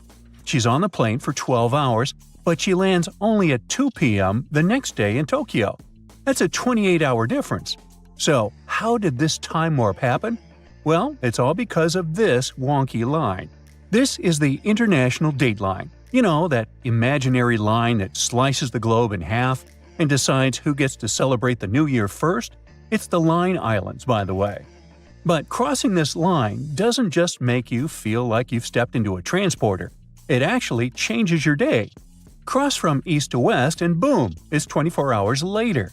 If you travel in the opposite direction, crossing the line from the western side to the eastern side, you go back an entire calendar day. Now, you'd think that the International Date Line would be a nice, neat, straight line in the ocean, where the time zones switch. But in reality, it's as if someone took a ruler and said, let's make this complicated. The line zigzags all over the place, wrapping around islands and causing all sorts of head-scratching confusion. For instance, Big Diomede Island and Little Diomede Island are only 2.5 miles apart, but have a 21-hour time difference. And things can get a little more complicated depending on which time zone a country follows. For example, if you travel 659 miles across the date line from Baker Island to Tokelau, you must add 25 hours. In other words, that's 1 day and 1 hour. And if that doesn't sound weird enough for you, wait, it gets crazier. When it's 6 o'clock in the morning on Thursday in New York, it's still Wednesday night in American Samoa. Meanwhile, over in Kiribati, it's already Friday. Yep, we're talking about 3 different calendar days happening at the same time because of this one imaginary crazy line. This phenomenon occurs every day between 10 o'clock and 10:59 in the morning. So, why does the International Date Line look so ridiculous in the first place? Well, great question. Although these zigzags may seem completely arbitrary, they actually have a logical basis. It's pretty much a made-up concept based on the Earth's rotation. The Earth is always spinning, thank goodness, and it takes about 24 hours, or a day, to complete one full rotation. To keep things in sync, people took the Earth and divided it into 24 time zones, each 15 degrees apart. But what is the starting point for a day on Earth? Well, basically, people needed to figure out which of these 24 zones or lines would be the starting line, or the chronocenter. They needed a reference point, a line where they could begin adding or subtracting time as you move east or west. That line is what we now call the prime meridian. But here's the catch. Deciding where to put this starting line, the prime meridian, is totally arbitrary. The idea of establishing a line where days begin and end goes all the way back to at least the 1300s. Back then, map makers were doing their own thing, picking their own east-west dividing lines called meridians, which, by the way, is just a fancy Latin word for midday. Without a universal standard for when a day officially started or ended, sailors on long voyages just had to wing it, figuring out how to handle the time they were gaining or losing along the way. So, in 1884, people decided to organize this whole mess. 25 nations gathered at the prestigious International Meridian Conference in the United States with one big goal: to decide on a line that would serve as the official prime meridian. Finally, like it or not, they were determined to create the international date line that the whole world would accept and would follow from that point forward. The prime meridian was established in Greenwich, England, and the international date line was placed on the opposite side, running through the 180th meridian. Well, sounds simple, right? But that's when the nightmare really began. The chosen international date line didn't just wander through uninhabited areas. Oh no! It split some countries in half and created all sorts of chaos. I mean, if you divide the world with a completely straight vertical line, you end up with situations where half of a country is one day ahead and the other half is one day behind. Take Kiribati, for example. The country is primarily centered in the Gilbert Islands, which sits just west of the international date line. However, in 1979, their territory got a little bigger with the Phoenix and Line Islands, which are way east of the date line. Suddenly, Kiribati was straddling the international date line. This created a bit of a headache for businesses. Folks on either side could only communicate by radio or phone for 4 weekdays a week. Now, to fix this quirky situation, Kiribati decided to skip Saturday, December 31st, 1994, right off the calendar. So Friday, December 30th, turned into Sunday, January 1st, 1995. And just like that, New Year's Day came a day early. Woohoo! After that, the date line moved eastward to go around the entire country. So the same thing that happened to Kiribati happened to other countries as well. For example, when they got to the Aleutian Islands in Alaska, the line made another detour to include them. And when they got south of the equator, well, guess what? Another eastward bend to cover even more islands. And that's pretty much why the straight line started to get a bit ziggy-zaggy. This wonky line is designed to avoid land as much as possible, so there's less hassle when it comes to changing days. So, no, you can't stand between the international date line, like having one foot in one day and the other in the next. But you can cross it by boat. In fact, some fancy trans-Pacific cruises even offer a time travel package for adventurous travelers who want to cross the line and jump into the future. Now, in the end, the international date line looks this ridiculous because it was constructed based on a series of arbitrary decisions, historical quirks, and a whole lot of confusion. But it's not just because people organized it in the 19th century that there is no confusion regarding time zones today. Another thing that the prime meridian establishes is Coordinated Universal Time, the famous UTC. Now, UTC never changes for daylight savings time or anything else. However, in 1908, Canada decided to spice things up by creating Daylight Saving Time, or DST. Their idea was to set the clocks 1 hour ahead of standard time to make better use of sunlight in the spring and summer and fall evenings. The idea was so brilliant that most countries jumped on board, but not everyone. Just look at Nepal. They have never ever used the daylight savings time, which means their clocks do not change throughout the entire year. As you probably know, countries with large territories often have more than one time zone. Just like the United States, which has 11 time zones. Australia has 9, while India is a special case. Look, India is a big country with an area that stretches around 1,800 miles from west to east. So it should have 3 time zones in total, but they only have 1. This means that the sun rises almost 90 minutes earlier in Dong in the Far East than in Gujarmoti in the West. And why do they have only 1 time zone? Well, basically, because they can. Just remember that the international dateline and time zones are invisible, artificial, and now you know, totally arbitrary. So, if a country wants to stick with just one time zone to simplify processes and business operations within its border, then hey, why not?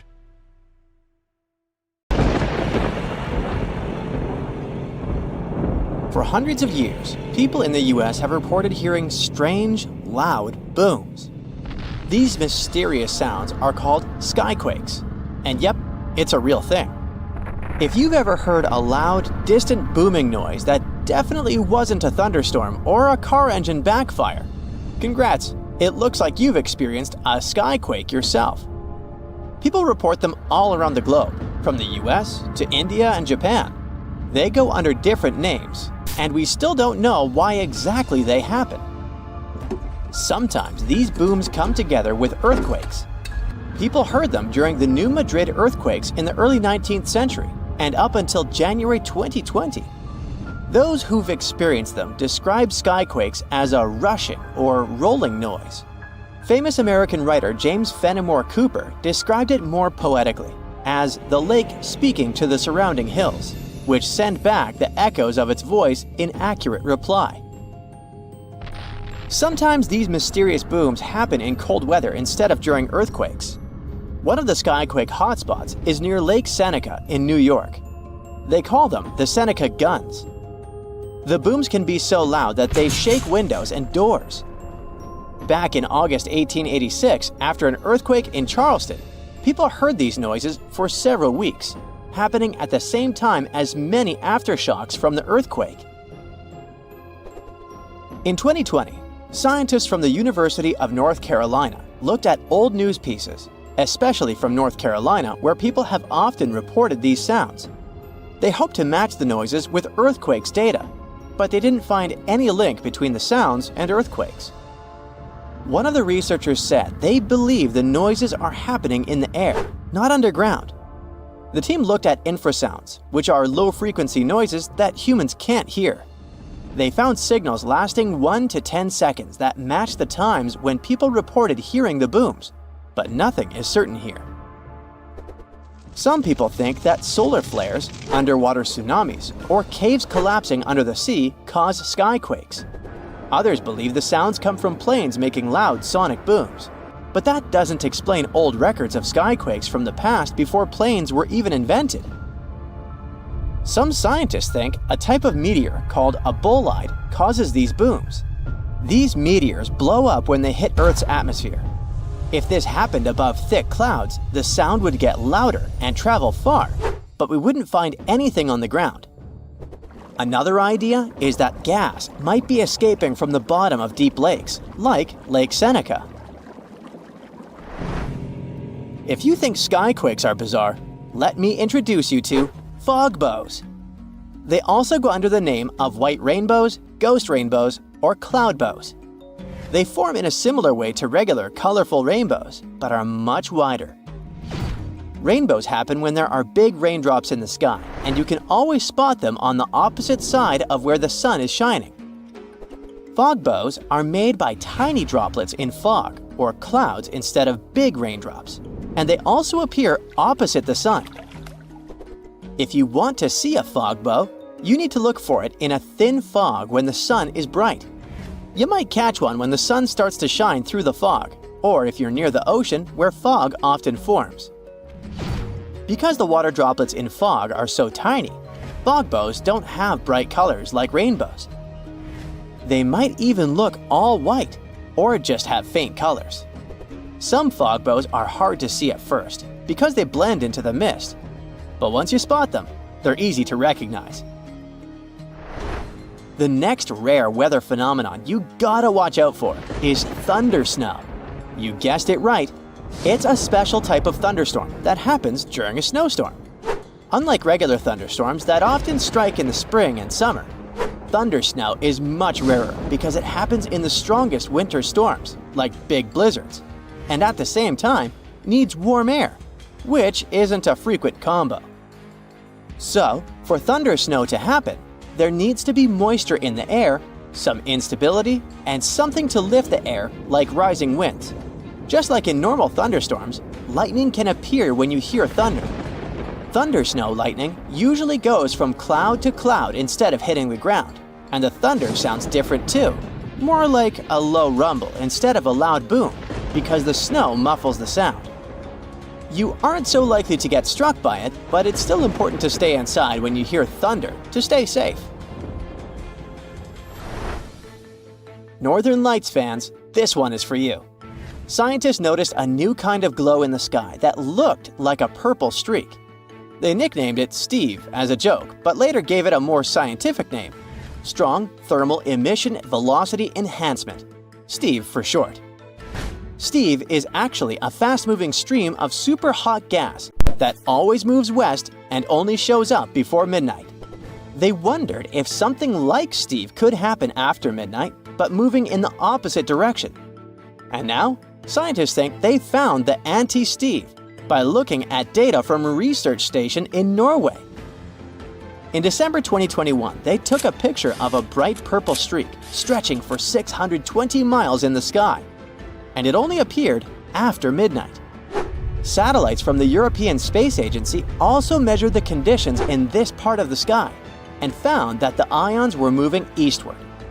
Steve's late-night twin hasn't been officially named yet, but it would be cool if it was called SAM, which is short for Steve after midnight. If you've ever seen snow on a sunny day when falling from the sky without a single cloud, it must have been diamond dust. It's a special kind of weather with millions of tiny ice crystals forming close to the ground.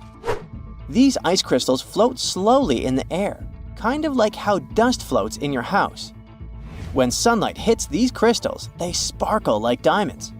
Unlike regular snow, diamond dust can fall from a cloudless sky, which is why they sometimes call it clear sky precipitation.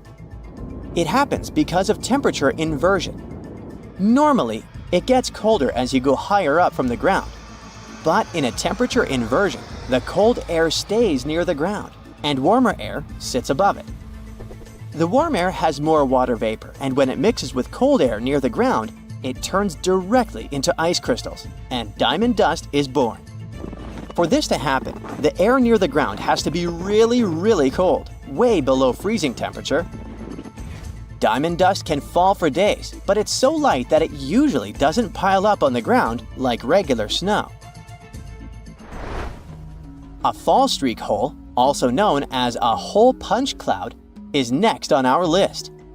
This big circular or oval-shaped gap sometimes appears in certain clouds. These types of clouds float high up in the sky and are often made of tiny water droplets that are colder than freezing, but they haven't frozen yet. These special water droplets are called supercooled, and they need a reason to freeze. Ice crystals give them that reason. When a plane flies through the cloud, it can bring those ice crystals into the cloud. Once the ice crystals are there, the supercooled water droplets freeze quickly, get bigger, and start to fall from the ground. This creates a hole in the cloud, and as more nearby droplets freeze, the hole gets bigger and spreads outward. Any tornado is scary, but a fire tornado takes the horror to a new level. These bad boys are spinning towers of flame and ash that form when there's extreme heat, strong winds, and uneven ground. The intense heat from the fire causes hot air to rise quickly. Cooler air from the sides rushes in to replace it and creates strong winds. When winds from different directions meet, it makes the fire spin like a tornado. It gets stronger and can even create its own weather. It pulls in flames, ash, dirt, and anything in its path. The winds can reach speeds of over 140 miles per hour, and these fire tornadoes can last for more than 20 minutes. When you mention your plans to travel to Tristan da Cunha, the chances are your friends won't even know where this remote island is located. No wonder. Tristan da Cunha is considered the most remote inhabited archipelago in the world, with the nearest populated land, St. Helena, around 1,500 miles away. There are only 229 people living on Tristan da Cunha now. In such a close-knit community, everyone is someone's cousin, uncle, or maybe just a friend, but everyone knows each other for sure. There are as few as 10 last names on the island, representing just 10 families. Getting there is quite an adventure. There are no airports on the island, which means your journey will be primarily by sea. Typically, it requires a days-long voyage from South Africa. Only 3 ships regularly service the island, with fewer than a dozen trips each year. Some cruise lines may include it in their itineraries, but travel arrangements must be made well in advance, due to limited berths available on the ship from Cape Town. And you'll also need landing permission. While Tristan doesn't have traditional hotels, there are several guest houses, and you might also have the chance to stay with a local family. They will provide you with a place to sleep, 3 meals a day, and laundry services. 88% of what you pay goes directly to the island family, and only 12% is tax. By the way, the accommodation is surprisingly affordable. It was around £65 for a full board in 2024. Yep, they do use sterling, being a part of overseas British territory. But there's also this local currency called St. Helena Pound, used at parity with sterlings. By the way, it's only been around 80 years since the island started using actual money. In 1942, the naval station began paying cash wages, and it helped Tristan Islanders to move from a barter economy to a cash-based system, and allowed them the novelty of making their first cash purchases. Just a heads up, pack everything you might need before you go, as you definitely won't come across Walmart there. I mean, don't get me wrong, there's a supermarket and all, but it's just not the way you're used to, with endless shelves displaying endless oversized mayo jars. Tristan's Island Store, often referred to as the supermarket, lacks plate glass windows and flashy advertisements, and let's be honest, it looks like an abandoned barn from the outside. Still, it plays a crucial role in providing essential goods to complement locally produced foods and woolens. If a resident wants to buy something, they must place orders months in advance for items that arrive with incoming ships.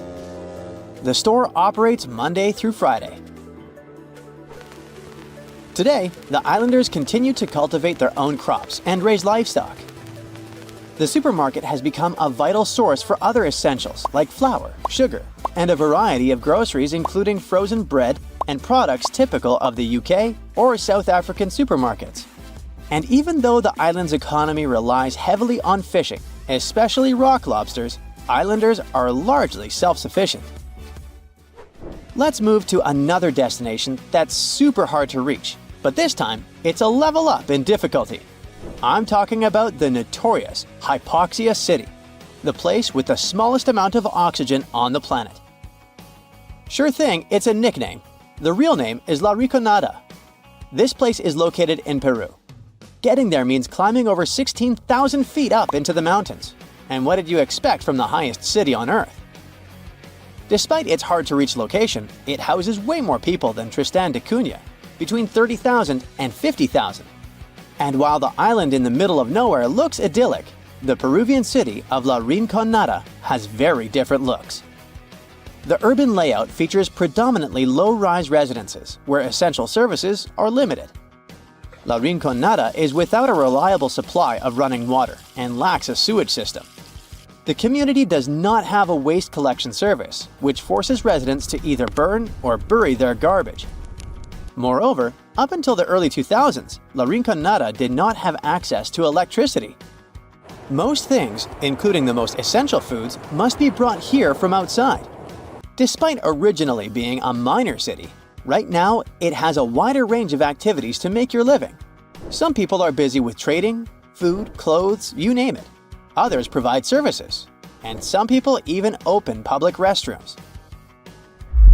Architectural-wise, La Rinconada has very little to offer. The pattern is quite predictable. Huts made from corrugated metal that are unstable and rusting. The choice of materials is dictated by practicality. These metal sheets are the lightest and easiest for miners to transport to the glacier.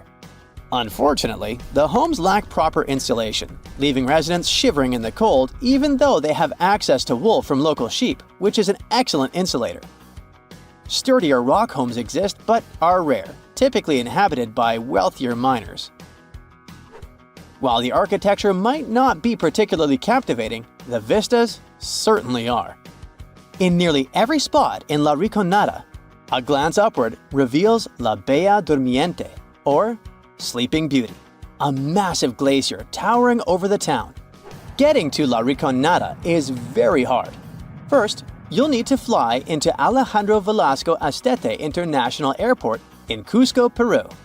Once you're in Cusco, you can catch a train or a bus to Puno, which is right by Lake Titicaca. Here's where it gets a bit tricky. The only way to really get up to La Riconada is by hitchhiking or finding a ride into the mountains.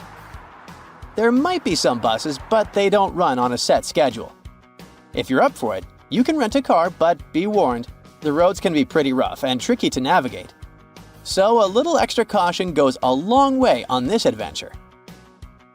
Unlike Tristan da Cunha, where they adopted cashback in the 1940s, La Riconada doesn't rely much on it.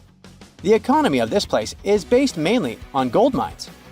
The mines are unguarded, unregulated, and often dangerous.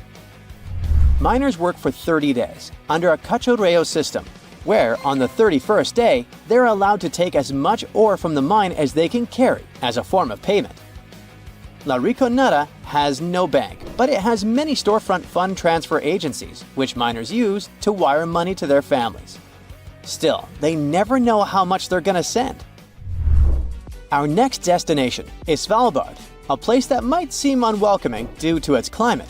But locals embrace everyone with open arms. No visa is required if you want to visit or even work there. Located near the top of the world, Svalbard offers a unique and remote charm.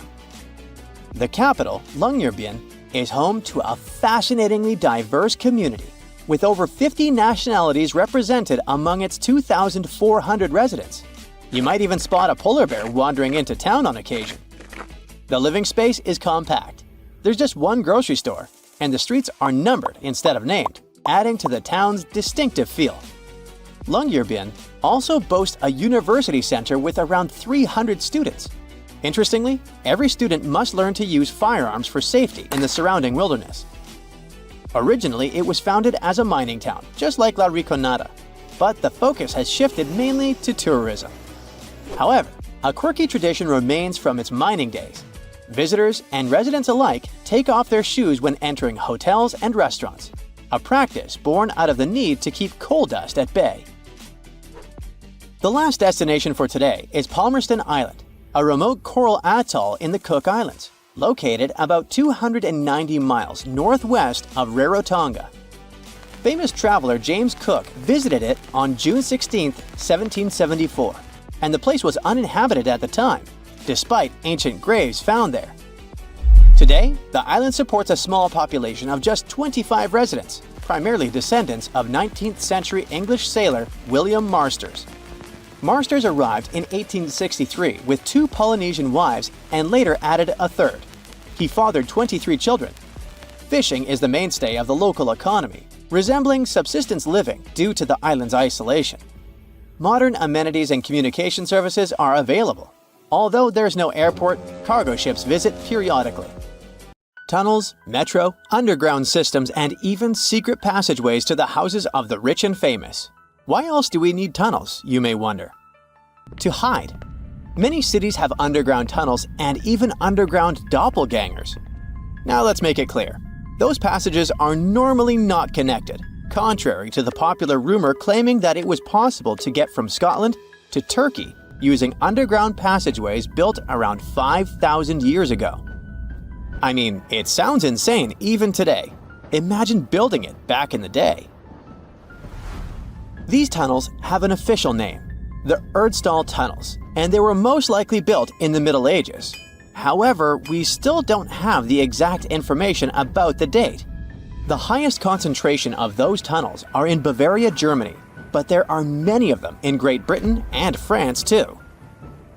Erdstall tunnels, a unique type of earthen passage found globally, are characterized by their narrow, oval-shaped corridors and tight choke points, known as schlups, or slip-outs. Despite speculation, their purpose remains a mystery. However, some of those tunnels have fireplaces and even vents, which might mean those were used primarily for shelter. Dating back to the Middle Ages, possibly as early as the 12th century, Erdstall tunnels lack archaeological signs and historical records. So it's not a surprise that there are many rumors about their use. Some scientists are sure those were storage spaces, though their narrowness makes this impractical. Another idea is that they provided hiding spots for farmers during tribal raids. However, their single entry point raises doubts about their effectiveness in evading threats. Now, if you're feeling like Indiana Jones and want to venture into those tunnels, you're in luck. A few structures, like the Erdstall Radkobluken in Austria, welcome visitors to explore these enigmatic structures. Most of them are closed to the public eye, though. The origins of Erdstall tunnels remain largely unknown, just like their real functions. And if you think, hey, it's the 21st century here, we can study pretty much everything, well, you're wrong. What makes these tunnels hard to study are the tight confines. Traditional surveying methods often prove inadequate in such spaces. To solve this problem, scientists use a handheld device that integrates an RGB camera, a gyroscope, and high-resolution depth sensors, allowing them to capture intricate details of the tunnels. They also use modern techniques like 3D surveying in hopes of uncovering the true origins and purposes of those tunnels. One hypothesis even suggests they may have been poorly conceived dwellings, abandoned when their inadequacies became apparent. Still, not everyone quite agrees with this idea. Other theories suggest they served spiritual purposes, while the most intriguing idea speculates that those tunnels may be remnants of extraterrestrial civilizations. Experts believe they may have been used for practical matters, such as granaries or hiding spots from looters. As we don't have exact info on who built it and when, it may be pretty much anyone, even a sloth. Nope, I'm not a lunatic. Sloths can build giant tunnels. Check this out. In 2009, a farmer in southern Brazil was driving his tractor through a cornfield when it suddenly sank into the ground. He quickly discovered he had broken through the top of an underground tunnel. When researchers came to investigate, they found a tunnel around 6.5 feet high and the same 6.5 feet wide, extending about 50 feet long right beneath the farmer's house. When they looked closer, they instantly saw deep claw marks on the walls. That was the proof the tunnel wasn't human-made. So that thing the farmer uncovered was a megafauna paleoburrow, a prehistoric tunnel dug by ancient creatures like giant ground sloths or giant armadillos from over 10,000 years ago. I know, it's hard to imagine those beasts, but let me help you. Take a hamster. Now, increase it to the size of an elephant. Don't forget, this 13-foot-tall hamster could also walk on two legs. During their time, around 15 million to 10,000 years ago, many species of sloths and giant armadillos roamed the Americas, some even digging similar tunnels. Today, many of these tunnels are filled with sediment, though some remain clear, similar to the one the farmer discovered. This 2009 find sparked significant interest, leading to the discovery of over 1,500 paleoburrows across southern Brazil, making it the era with the highest concentration of such sites worldwide. But no one knows exactly why there are so many of them in southern Brazil. While some paleoburrows exist throughout South America, none have been found in North America, which is weird since those huge sloths roamed the entire continent. The exact purpose of these large tunnels remains a mystery, but scientists believe they may have served as nursing spaces, temperature regulation, or hibernation areas. Tunnels likely developed over centuries as successive generations of sloths and armadillos expanded them. Now, let's take a look at fugus. No, not the Japanese fatal delicacy, and no, not a town in New Guinea. To see them, we gotta travel to the UK. So fugus are underground structures too, but they don't look exactly like tunnels. They are dry stone structures. They look as if a cave had been decorated with stones from the inside. There are only around 15 of them found so far, and most of them are located in Cornwall. According to the estimates, those tunnels were built about 2,400 years ago, and they're still in pristine condition, which is truly fascinating. I mean, back in the day, people had no cool machinery whatsoever, yet their structures still last. And if you dare to buy an apartment today, well, chances are you won't be too happy about the quality. Going back to our fugus, there's nothing extraordinary about their supposed purpose. They could be used for spiritual purposes, as a place to hide, or a food storage. The latest application, though, is a bit weird. I guess it's not a secret for anyone that England is famous for its excessive humidity. And if you want to store your food properly, you gotta avoid the humidity at all costs. Otherwise, say welcome to mold and fungi. But ancient people weren't dull-witted at all, or they wouldn't have survived, and you and I wouldn't be around now. So they might have adapted those fugus to store just some products, those that already had natural molds in them, assisting in the preservation of perishable food, like milk, butter, and cheese. But hey, those are just speculations. The true reason why they were built remains unknown. What makes fugus unique is that they are intentionally built tunnels, not just excavated mines like those in Wales. They were crafted by digging deep trenches, lining them with stone slabs, covering them with capstones, and then filling over them, all of which took significant time and effort. Still, no matter how hard those were to construct, cities around the globe are often built over intricate tunnel systems, each unique to its location. For instance, Paris is famous for its extensive underground quarries, which were abandoned years ago, but still pose a risk of collapse in certain areas above. London boasts one of the largest tunnel networks in the world, including many that were specifically created for military purposes. In New York City, there are rumors of secret tunnels, while Los Angeles has old tunnels from the Prohibition era used for speakeasies. Many other cities also have their share of enigmatic tunnels, and surprisingly, Florida is no exception. It happened in the year 2011 in Ybor City. Near a former post office, flooding uncovered something weird, a section of an unknown structure. Back then, people didn't pay much attention to that, so it took another 7 years to discover something truly fascinating. This historic neighborhood was founded in the 1880s, but it remained unknown until 2018 that it also has a hidden tunnel network. We only learned of it because of renovation work.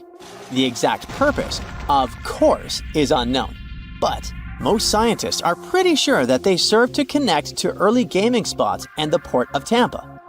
Figuring out how extensive the tunnel network is tricky.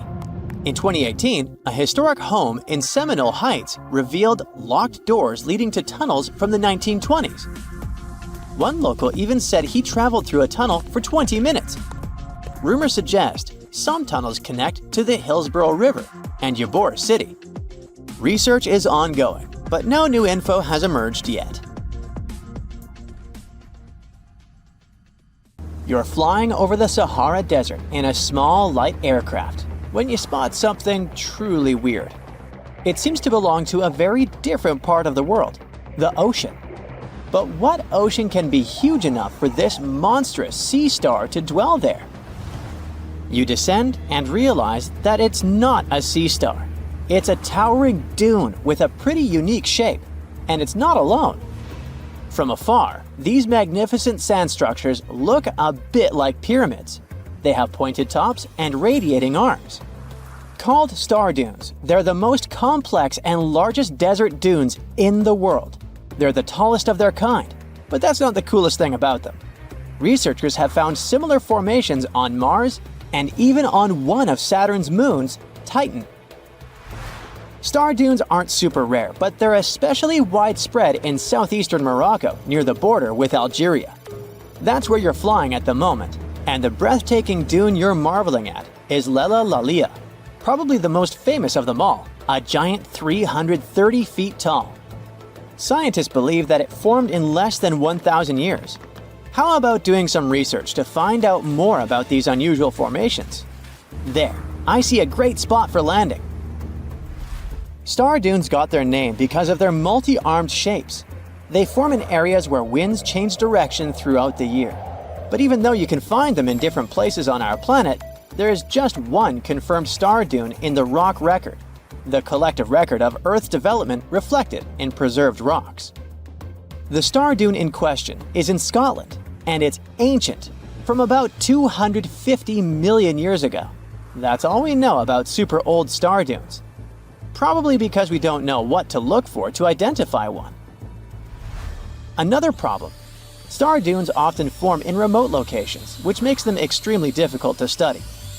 Imagine reaching the nearest settlement, then somehow traveling who knows how many miles to the dune itself, and then slogging up several hundred feet of shifting sand. I'll pass. But you can go since you've already landed, and the dune is right here in front of you. Currently, you're in a dune field called Erg Shabi. Lucky for you, this area has long become a popular tourist stop. Look, in the distance, there are hotels and even a good road. Scientists who examined Lella Lalia before you used ground-penetrating radar to find out more about the sand formation. This equipment can detect the tiniest differences in sand grain sizes and water content under the surface of the dune. That's how you can create a picture of its interior layers. Look out! Phew, it was a close call. See this trench? The researchers dug such trenches to take samples of long-buried sands and then examine them. It's a pretty cool process. The thing is, while buried deep inside, the quartz in the sand accumulates radiation coming from natural sources within our planet. We can compare the grains of quartz to minuscule rechargeable batteries. They can store the energy they get from radiation. When researchers bring them to the laboratory, they can make the grains release that energy, which comes out in the form of light. Scientists can measure the brightness and say when the sand enjoyed sunlight for the last time. Now, when those experts who dug the trenches looked inside Lella Lalia, they were shocked. The enormous formation turned out to be very young, for a dune, of course. You'd expect a dune that is several hundred feet tall to be pretty old, like thousands or tens of thousands of years. But that wasn't the case. Well, at least not entirely. The upper part of the dune has turned 900 just recently. But look at the sand near the base of the dune. Yep, right there. Well, it was buried there around 12 or 13,000 years ago, representing ancient dunes in the area. Those good old dunes were active for a couple thousand years, and then something went wrong. Because for a whopping 8,000 years, the sand wasn't accumulating there. A mystery? Scientists might have an explanation. You see, the first part of this quiet period occurred during the time when the climate became warm and wet. Yep, even in the Sahara. It happened about 11,700 years ago. It was the end of the last ice age and the beginning of a new era, the Holocene. And guess what?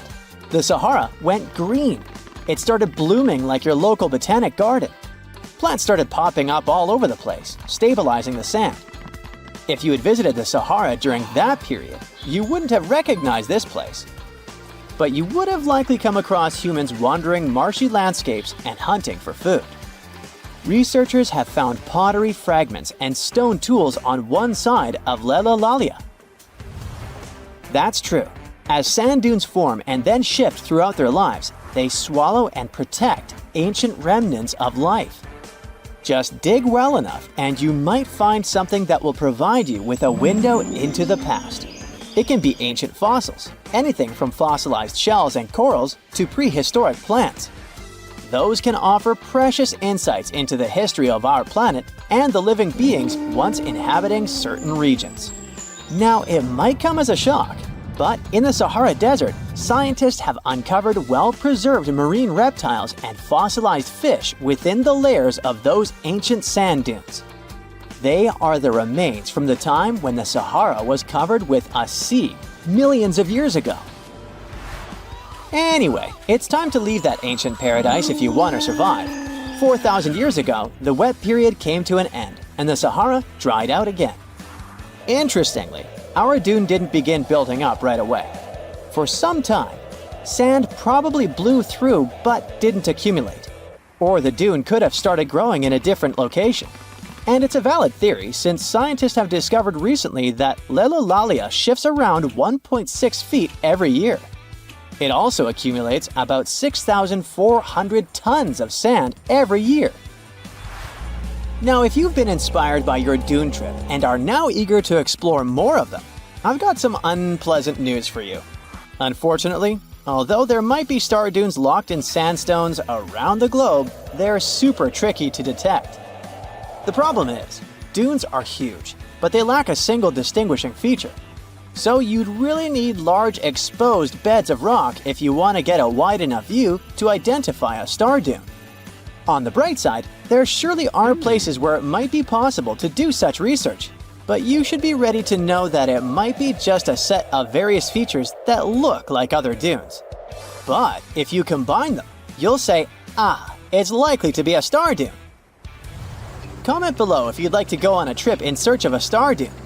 Meanwhile, we'll continue our journey. You decide to have some rest and start climbing down the side of the dune. That's when you begin hearing it. Terrible, haunting sounds. Are there ghosts nearby? Worry not, you're safe. You might have heard of a phenomenon called singing sands. As you walk down some sandy slopes, you disturb the grains of sand. They rub against each other, producing friction that creates those eerie melodies. With each step, the sand beneath your feet comes alive in a ghostly choir of whistles and whispers. The sounds range from low hums to loud, high-pitched wails, as if an otherworldly symphony is echoing through the dunes. But of course, scientists have their own very practical explanation, attributing this phenomenon to the right atmospheric conditions combined with the unique size, shape, and moisture content of the grains. Now you've almost made it all the way to the bottom of the dune, but beware of slip faces. When a sand dune reaches a certain steepness, it develops a slope. That's the very slip face I was talking about. This slope is usually on the leeward side of the dune and sheltered from the prevailing wind. Sand grains start accumulating on the windward side, slowly creeping along the dune's gentle slope. At one point, they reach the top. Gravity takes over and they start sliding down, triggering a cascading effect. It looks like a miniature sand avalanche, and I wouldn't want to end up in its way. Hey, look at this rock. At first sight, it looks like a regular boring rock, the likes of which you can see when walking along the beach. Its color doesn't stand out, and its weight is pretty regular, around 4 pounds. But everything changes when you learn that this rock was born on Mars, traveled all the way to Earth, and ended up in Antarctica. Now the story sounds much more fascinating. So let's find out the details. Researcher Roberta Score, who worked on the ANSMET project, which stands for Antarctic Search for Meteorites, of the Denver Antarctic Program, found this meteorite in 1984. If you want to decipher the name of the space traveler, I can help you. It comes from the place where the scientists spotted it, the Allen Hills of Antarctica, hence ALH. And then we've got the year of the discovery and the number of the sample. If you think that Roberta picked up the rock and exclaimed something like, "Woohoo, I'm holding a chunk of Mars," I'll have to disappoint you. At the very beginning, it was totally unclear where the meteorite came from. And one thing confused researchers even more. The meteor was very different from other meteorite groups found on our planet. Okay, but then how did they finally figure out it was a visitor from Mars? All thanks to traces of gas similar to those that make up the atmosphere of the red planet. We learned about its composition thanks to the brave Viking lander that carried out the necessary analysis in situ in 1976. Anyway, back to our rocky discovery. It's actually very special, and not only because the rock arrived from far, far away. Among those several thousand meteorites found on Earth, just around 100 have likely come from Mars. And even so, our guy is different from them and seems to be part of a separate group. So let's go into the past and follow the life story of this cosmic traveler. It most likely formed around 4 billion years ago on its home red planet. One day, which wasn't very different from others, turned out to be life-changing for this peaceful rock. A meteorite impact catapulted into space, and it started its own journey as a small asteroid. At that time, it was way larger than at the moment of discovery on Earth. At one point, ALH got close to Earth and, who knows, probably decided to explore something. That's how, 13,000 years ago, it ended its space journey by colliding with our planet. At the moment, this Martian fragment is the oldest we've got, but at first it wasn't all that popular. Only in 1996 did it become way more famous after a groundbreaking discovery. You see, some NASA researchers started wondering, well, the fragment is obviously very old, but then, could it have recorded any traces of life that could have been thriving on Mars at the time ALH formed on the Red Planet? And guess what? Those scientists turned out to be right. They detected traces of very fine magnetite particles. Those were completely similar in structure and chemical composition to the particles we have on Earth. They're called magnetofossils, and magnetotactic bacteria produce them. So it might mean that, at one point, there were some forms of life on Mars. In April 2020, scientists from the Japanese Space Agency made another discovery. They detected nitrogen containing organic material of Martian origin in our meteorite. So, who knows what new astounding secrets further examination of the meteorite might reveal? At the moment, though, all you can do is travel to Antarctica and find more of them. The thing is, this place is great for meteorite hunting. Surprisingly, we have found nearly 50,000 meteorites in Antarctica, and hundreds of thousands are still waiting to be discovered. Each of these space rocks can tell us a story of the evolution of the solar system. For example, the very first lunar rock found on the icy deserted continent proved that chunks of space objects larger than asteroids can also end up on Earth. So, let's say you got inspired and decided to go meteorite hunting all the way to Antarctica. Well, get ready for some serious challenges. Despite their potential abundance, finding space rocks isn't as easy as it might seem. You'll have to visit remote areas, and there's still no guarantee that you'll be able to spot a meteorite. And that's actually a huge problem. Meteorites are vanishing from sight. Currently, scientists find about 1,000 meteorites in Antarctica each year. But, according to a new study, about 5,000 more get hidden out of sight every year. The culprit is warming temperatures. Worried scientists created a model that could help them figure out where those meteorites might surface. This model was quite complicated, taking into consideration snow cover, surface temperature, the speed at which ice flows, and even the steepness of the terrain. After that, they ran simulations under various warming scenarios. It turned out that meteorites indeed sank out of sight as temperatures rose.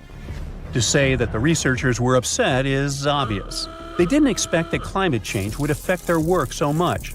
Even though those areas are below freezing, people still managed to ruin a crucial archive of the solar system. But let's get back to your meteorite hunt. If you want your chances to find one to be higher, travel to the base of mountains or outcrops where ice, which usually flows to the lower ground, is forced to move upward. But make sure to take your windbreaker with you. In those places, powerful winds brush away snow, exposing bright, vivid blue ice. Instead of melting, this ancient ice can change directly into water vapor, and it helps expose meteorites that would otherwise remain hidden. You need to hurry though. Meteorites at the surface disappear quickly. Even when temperatures are well below freezing, the rocks can still absorb some of the sun's heat and melt the ice. It's like they're creating underground, or shall I say under ice, tunnels for themselves, sinking and hiding from sight. Sometime later, refreezing closes the entrance to those tunnels, effectively trapping meteorites inside, tucked out of sight. Now, scientists admit it's very tricky to find working methods to spot meteorites. And if we don't hurry and develop such methods, we might lose between 80,000 and 250,000 space rocks in total. No wonder scientists are on a mission to find more meteorites. They're focusing on meteorite stranding zones. Those are places where meteorites often gather on the surface because of specific features of geology, ice flow, and climate conditions. As you already know, you can find meteorites on blue ice without snow cover. This makes meteorites easy to spot.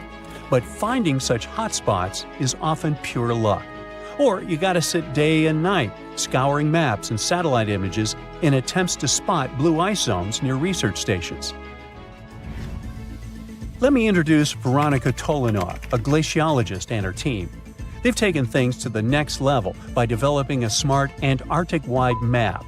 To do it, they've used machine learning and satellite data from NASA, the Canadian Space Agency, and others.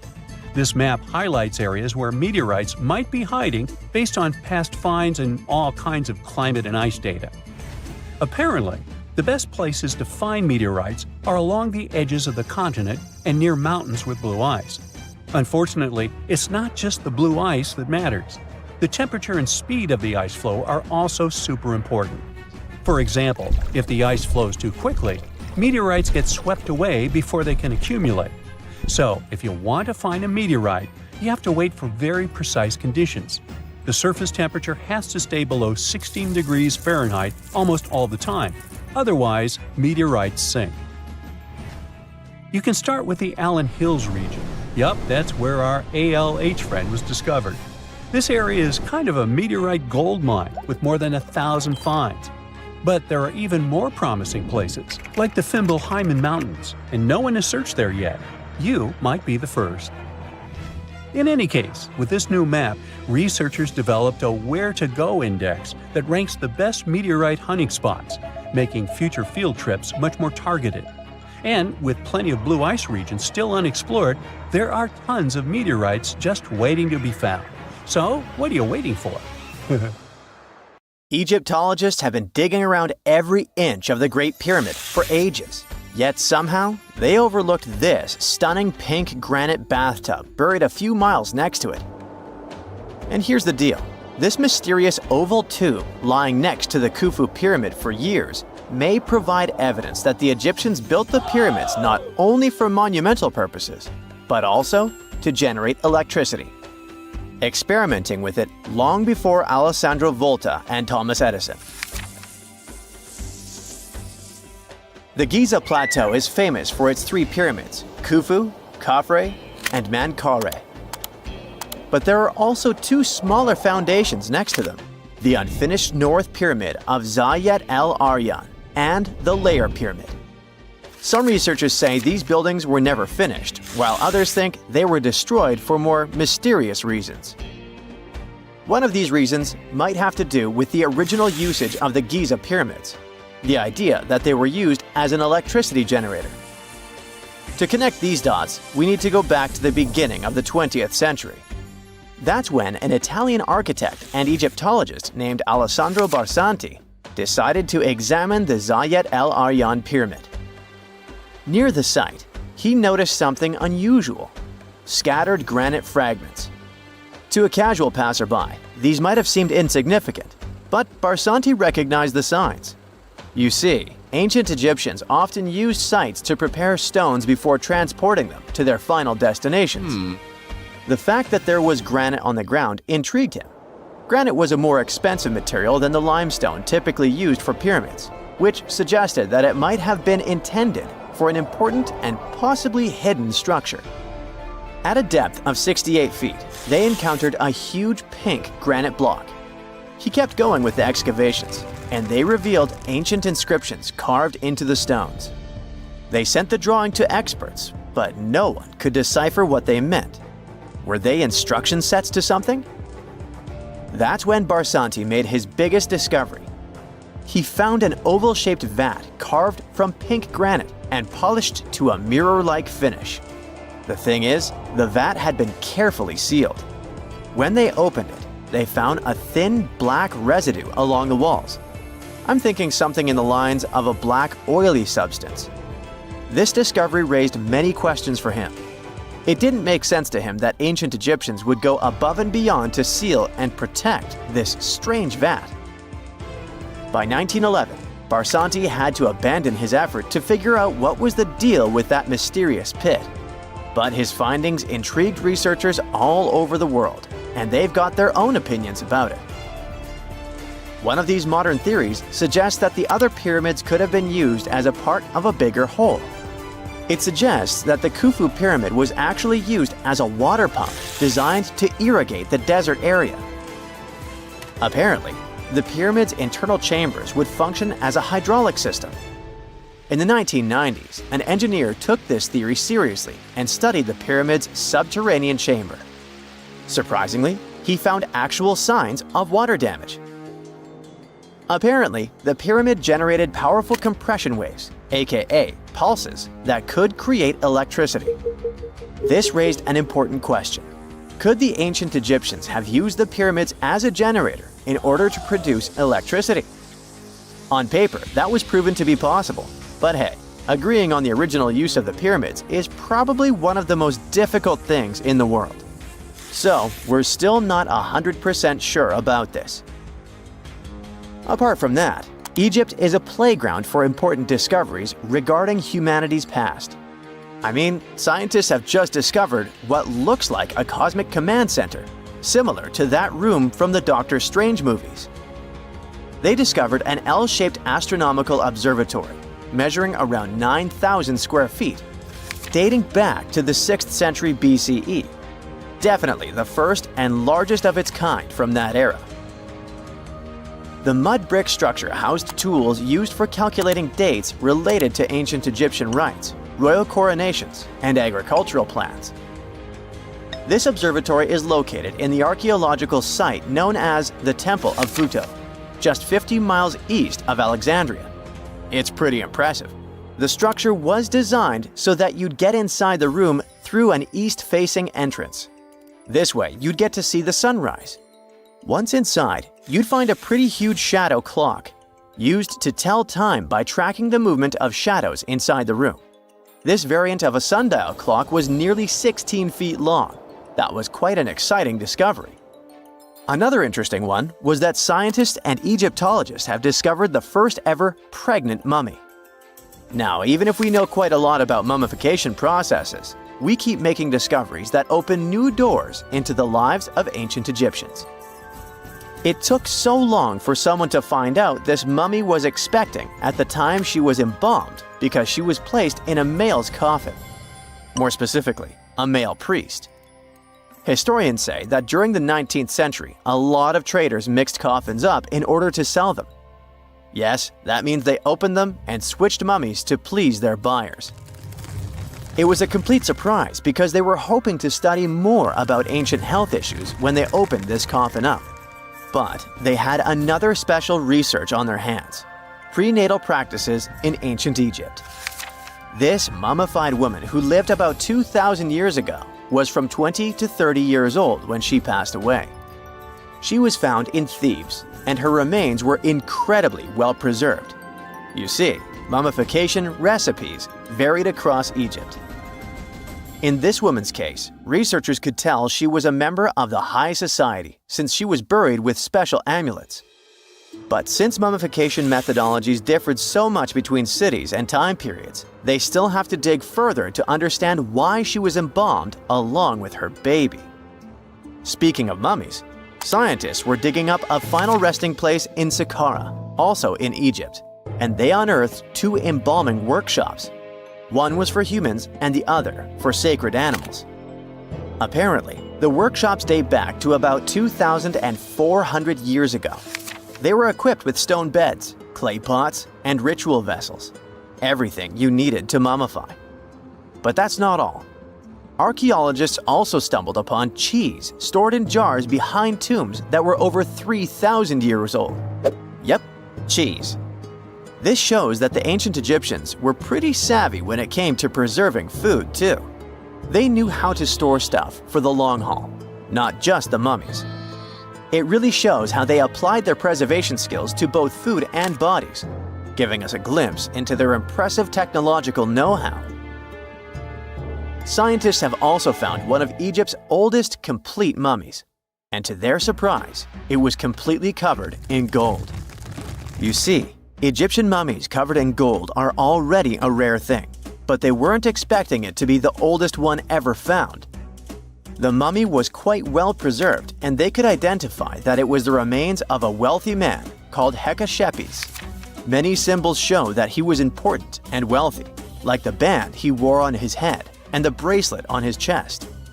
He was also dressed in a tunic wrapped with a belt, which was a way to preserve the good appearance of a person after they passed away. To reveal it, they had to open the final resting place with mortar. Basically, it was like they were opening a time machine, just as the ancient Egyptians did 4,300 years ago. If you think about it, it's almost like entering a time capsule. Enough about mummies. Scientists also found something very exciting hovering above the pyramids. They had to use a fancy top-notch radar known as LARID, aka Low Altitude Long Range Ionospheric Radar, which can see these invisible waves far away into the sky. LARID helped them discover giant plasma bubbles floating in the air above the pyramids. These bubbles are called plasma bubbles, and they wreak havoc on modern technologies.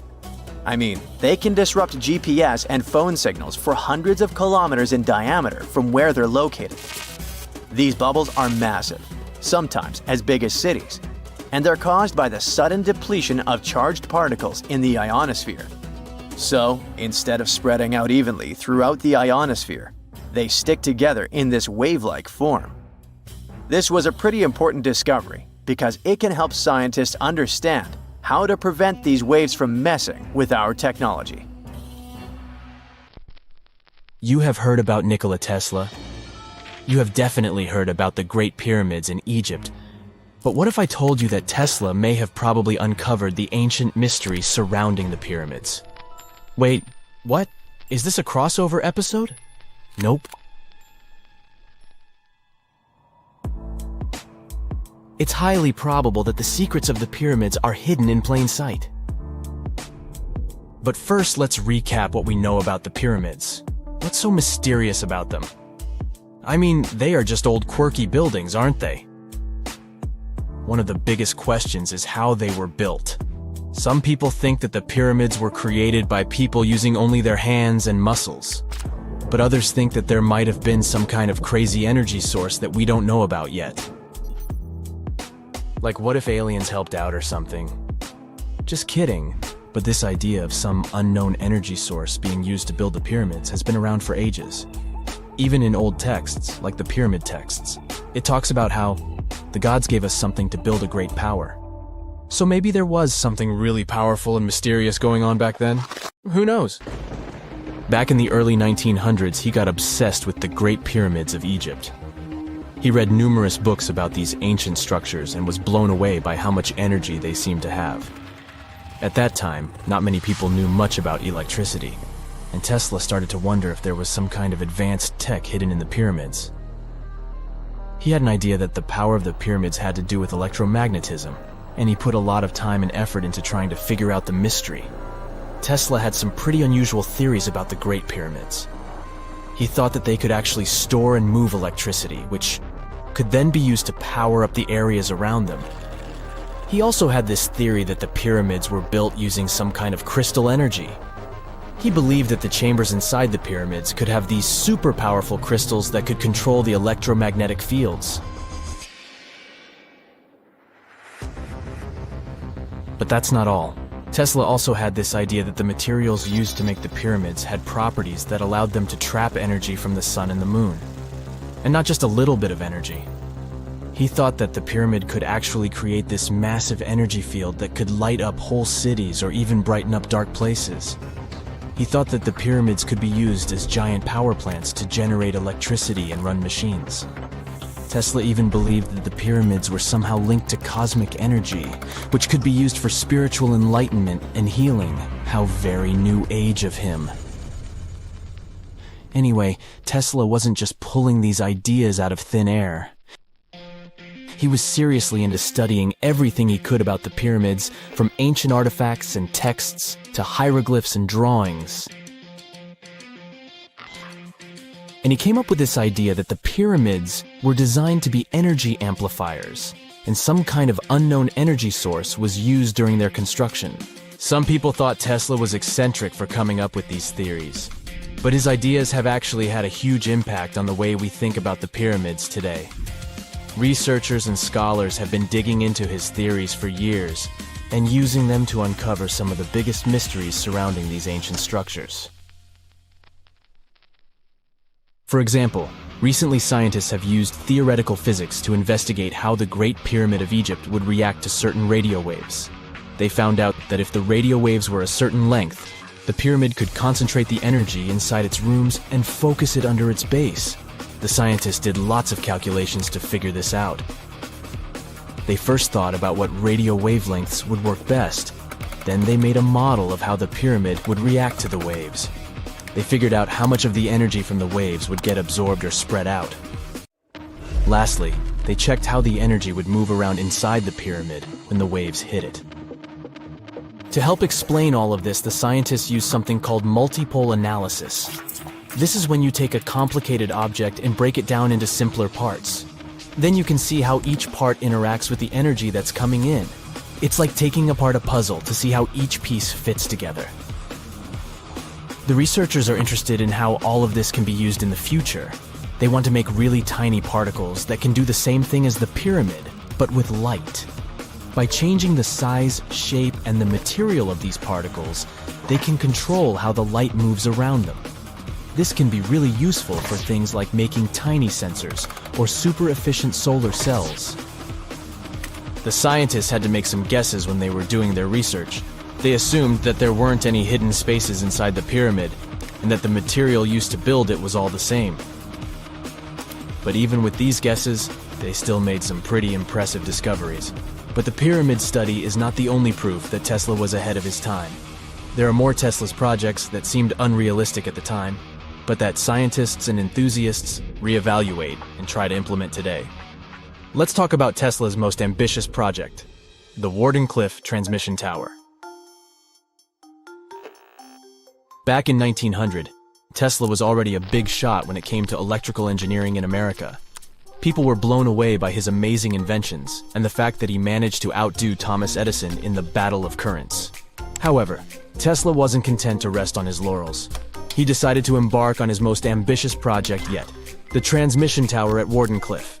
It was built between 1901 and 1905, and it was based on one of Tesla's breakthrough ideas. He had a vision to make the impossible possible by creating a global wireless communication system. It would use Earth itself as a conductor, transmitting music, news, stock market reports, secured military communications, and even facsimile images. Does it sound familiar? Right, it sounds just like the internet that we use today, only without the use of any wires. But Tesla had a much bigger dream in mind, to transmit power wirelessly. He already proved that high-frequency signals could be sent without any wires using his Tesla coil transformers, and this sparked his obsession with wireless energy transmission. His vision was to not only transform the way we communicate, but also to find a way to transfer power currents globally by tapping into the Earth's natural energy. Tesla believed that there was an abundance of free energy all around us that could be used for humanity's benefit. In 1899, he conducted some top-secret experiments and got convinced that it was possible to transmit electrical power through the Earth's upper atmosphere. This is actually how the Warden Cliff Tower was created. It was supposed to be the prototype station for a network of towers all over the globe that would provide the whole world with wireless energy. Unfortunately, Tesla didn't have the resources or the patience of his investors to bring this project to fruition. It ran into all sorts of financial problems and roadblocks, and in 1917, the unfinished tower was finally torn down for scrap metal to pay off Tesla's mounting debts. Now it remains a sad reminder that even the greatest minds can sometimes fall short of their dreams. The original red brick laboratory, however, is still there, and it is the only Tesla lab that has survived. Fun fact, in 2017, a film crew made a crazy discovery. They used ground-penetrating radar to explore the area around Warden Cliff, and they found a whole series of tunnels stretching for hundreds of feet underneath the site. Nobody knows exactly what these tunnels were used for, but people have been speculating for years that they were part of Tesla's grand plan. Warden Cliff, of course, is a major landmark for Tesla enthusiasts from all over the world. Who knows? Maybe someone will finally crack the mystery of the tunnels one day. But even if they don't, the legacy of Tesla and his amazing ideas lives on. 2 centuries ago, a 31-year-old Frenchman stormed into his brother's office in Paris. He had only one thing to share. "I've got it!" The man was so excited that he immediately collapsed. He spent the next 5 days in bed recovering his health. Who was this mysterious person, and why was he so thrilled? Jean-François Champollion made one of the greatest scientific breakthroughs in human history. He had cracked the code of Egyptian hieroglyphs. This enabled scientists to finally unravel the secrets of this ancient civilization. They weren't able to read hieroglyphs for nearly 2,000 years. After the Romans took over Egypt, the intricate writing system slowly faded away from people's minds. The last of the hieroglyphic texts date back to the 4th century. For thousands of years, Egyptians used images to show their lives. But the knowledge of how to read these pictures was lost to modern science. The story of hieroglyphs began in 3250 before current era. That's when ancient Egyptians developed writing. Their motivation was to better organize the distribution and storage of goods. One of the earliest examples is a ceramic jar that had an inscription in black ink. There were 2 major writing systems. The first were the hieroglyphs, which literally means sacred carving. Egyptians carved hieroglyphs in stone on temples, tombs, and similar monuments for 3,000 years. They present a system of pictorial texts. A pictograph is a picture or a drawing that stands for an idea of a word. It's a precursor to the true writing as we have it today. For example, when Egyptians wanted to write ibis, they would draw a small image of the bird. Hieroglyphs can be found on walls. They were a formal way of writing. The other writing system was hieratic. Egyptians mostly used it when writing on papyrus. That's an early, thicker form of the paper we have today. It soon evolved into demotic. This improved version became the most common writing systems in ancient Egypt. Then, in the early 4th century BCE, Alexander the Great took control of Egypt. This was the time when the Greek Ptolemaic dynasty ruled the country. You've probably heard of the last ruler of this dynasty, Cleopatra. During her time, Egyptian Demotic and Greek were used side by side. The two started mixing, and by the year 100, a new language emerged, Coptic. It slowly replaced the ancient writing system. Only Egyptian priests used hieroglyphs for the next couple of centuries, and then their meaning was lost to history. But not forever. Arabs were the first who tried to solve the mystery of the hieroglyphs. Medieval travelers came across these strange symbols and wanted to understand their meaning. They consulted speakers of Coptic and translated text from Greek and Latin into Arabic to break the code of the hieroglyphs. During the Renaissance, Europeans also became fascinated with the legacy of ancient Egypt. Scholars from the Old Continent believed that hieroglyphs were a group of symbols as opposed to a written language. This was all about to change in 1799. A year earlier, Napoleon, the famous French ruler, arrived in Egypt. His subordinates constructed a fort that dated back to the 15th century. Rashid, or Rosetta, was a port town in the northeast of Egypt, near Alexandria. One section of the old fortification wall contained an interesting slab inside. The stone tablet was made of a granite-like rock. It was just 40 inches high and 30 inches wide. It contained 3 distinctive sections of text carved into it. The letters were in 3 scripts and 2 languages: hieroglyphs, Demotic, and Greek. It was a fragment of a larger ancient stela. These are upright stone slabs that are used to dedicate to a person or an event, but the one from Rosetta was damaged. 2/3 of the hieroglyphic text on the top was missing. The bottom Greek text lacked a cornerstone. The only fully preserved section was the writing in Demotic in the middle of the slab. It eventually ended up in the British Museum. The scientific community was intrigued, and the race was on to decipher it. Prints and casts of the slab went out all over Europe. Scholars already knew ancient Greek, so in theory, this shouldn't have been so hard. The first people who saw the Rosetta Stone thought the process would take 2 weeks. In the end, it took 2 decades.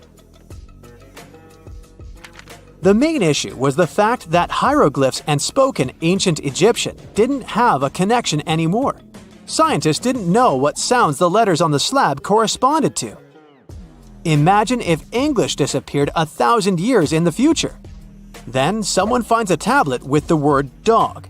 At first, they wouldn't know how to read the word or the individual letters. Even if they figured out how to pronounce the word, they wouldn't know its meaning. This is what linguists were dealing with in the case of the Rosetta Stone.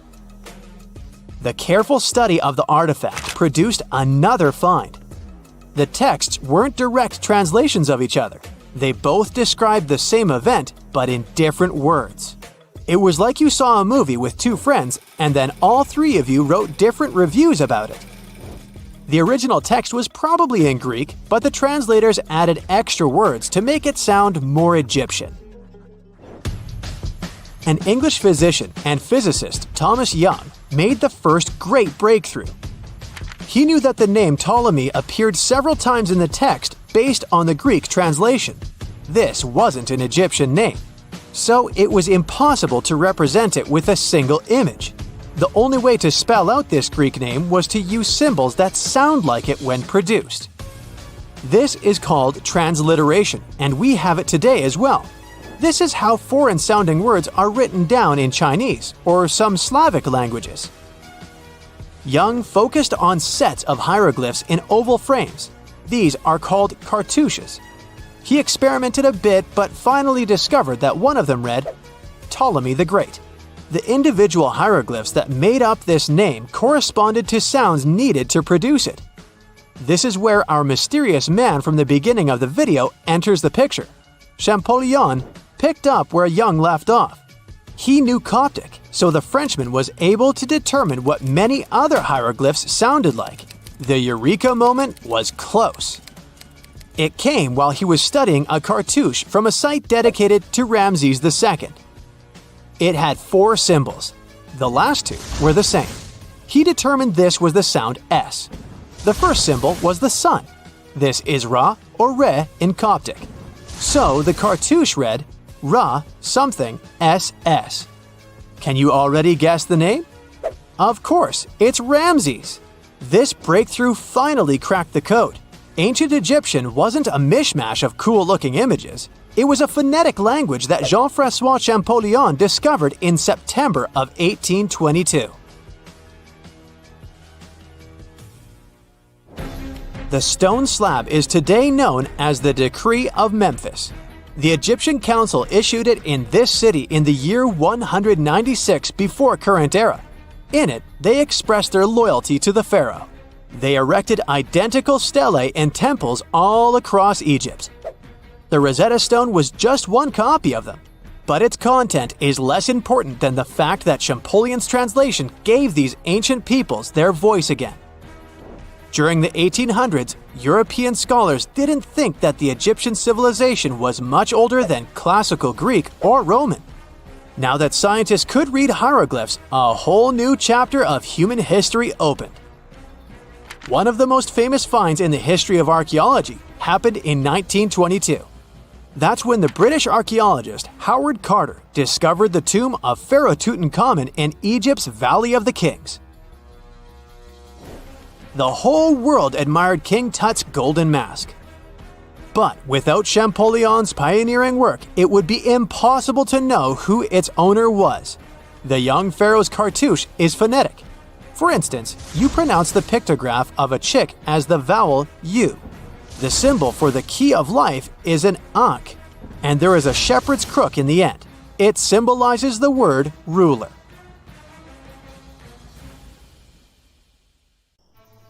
There are mysterious plasma bubbles floating around the pyramids of Giza. As bizarre as that might sound, let's get one thing clear right off the bat. There's nothing extraterrestrial going on here. Plasma bubbles are those weather anomalies that form in a layer of Earth's atmosphere called the ionosphere. This is an invisible layer surrounding our planet that stretches roughly from 50 to 400 miles above Earth's surface, right at the edge of space. In this layer, the sun, being the giant hot power that it is, basically cooks gases, splitting them into electrically charged particles called plasma. Here's where it gets interesting. At night, especially near the equator, these charged particles get disturbed, and when a bunch of them suddenly vanish at the same time, it forms what we call a plasma bubble. Imagine it like a big empty pocket where the plasma is missing or its quantity is lowered. But it's only considered a plasma bubble if this phenomenon occurs on a large scale, typically around 62 miles in size. If you're already packing your suitcase for Egypt and have put binoculars to look at the tips of the pyramids, I'm sorry to say that we can't see these plasma bubbles with the unaided eye. It's all happening way above our heads, completely invisible to us. Scientists need to use special equipment, like the Latitude Long-Range Ionosphere Radar, or LARID, to detect these bubbles. This advanced technology helps researchers track and observe the movement and formation of plasma bubbles in real time. This formation, by the way, can be triggered by solar storms. That brings us to November 2023, when an impressive solar storm occurred. On a scale from 1 to 5, this one was classified as a G3, which is considered a strong event. Solar storms occur when sunspots are basically cooler, darker areas on the sun's surface, release bursts of energy into space. These flares triggered several geomagnetic storms on Earth. While this might sound like doomsday stuff, it didn't disrupt our daily lives too much. In fact, it was great news for skywatchers, since the solar storm created stunning auroras, with the northern lights visible as far south as Greece and Turkey. But this particular storm in 2023 also had another interesting consequence. It caused the largest plasma bubble ever recorded by the Chinese radar. This phenomenon was so massive that it covered regions as far apart as the Egyptian pyramids and the Midway Islands in the Pacific Ocean. Now that's a huge distance, and it is a big deal for science. And that's because plasma bubbles are a growing threat to modern technology. Experts say they can disrupt satellite communications and GPS systems. So if you're using Google Maps or Waze and suddenly it can't figure out where you are, a plasma bubble might be to blame. Great. We now know what's going on with those bubbles, detected above the pyramids of Giza. But things get even weirder inside this ancient construction. Apparently, the Great Pyramid of Giza has the ability to concentrate electromagnetic energy within its interior. A couple of years ago, a group of researchers decided to see what would happen if they took this ancient architecture and hit it with radio waves. I mean, waves that are similar to the kind your phone uses, but on a much larger scale, up to 1,900 feet long. But since they couldn't just start blasting radio waves at the actual pyramid, they did the next best thing: computer modeling. Using these simulations, the researchers discovered something incredible. The Great Pyramid can actually concentrate electromagnetic energy within its internal chambers, as well as underneath its base, where an unfinished chamber is located. By concentrate, I mean something like trap it. For example, when you shout into a cave, you hear your voice echo back, right? The sound waves don't just disappear, they bounce around and get focused. Similarly, when radio waves hit the pyramid, they don't just pass through or around it.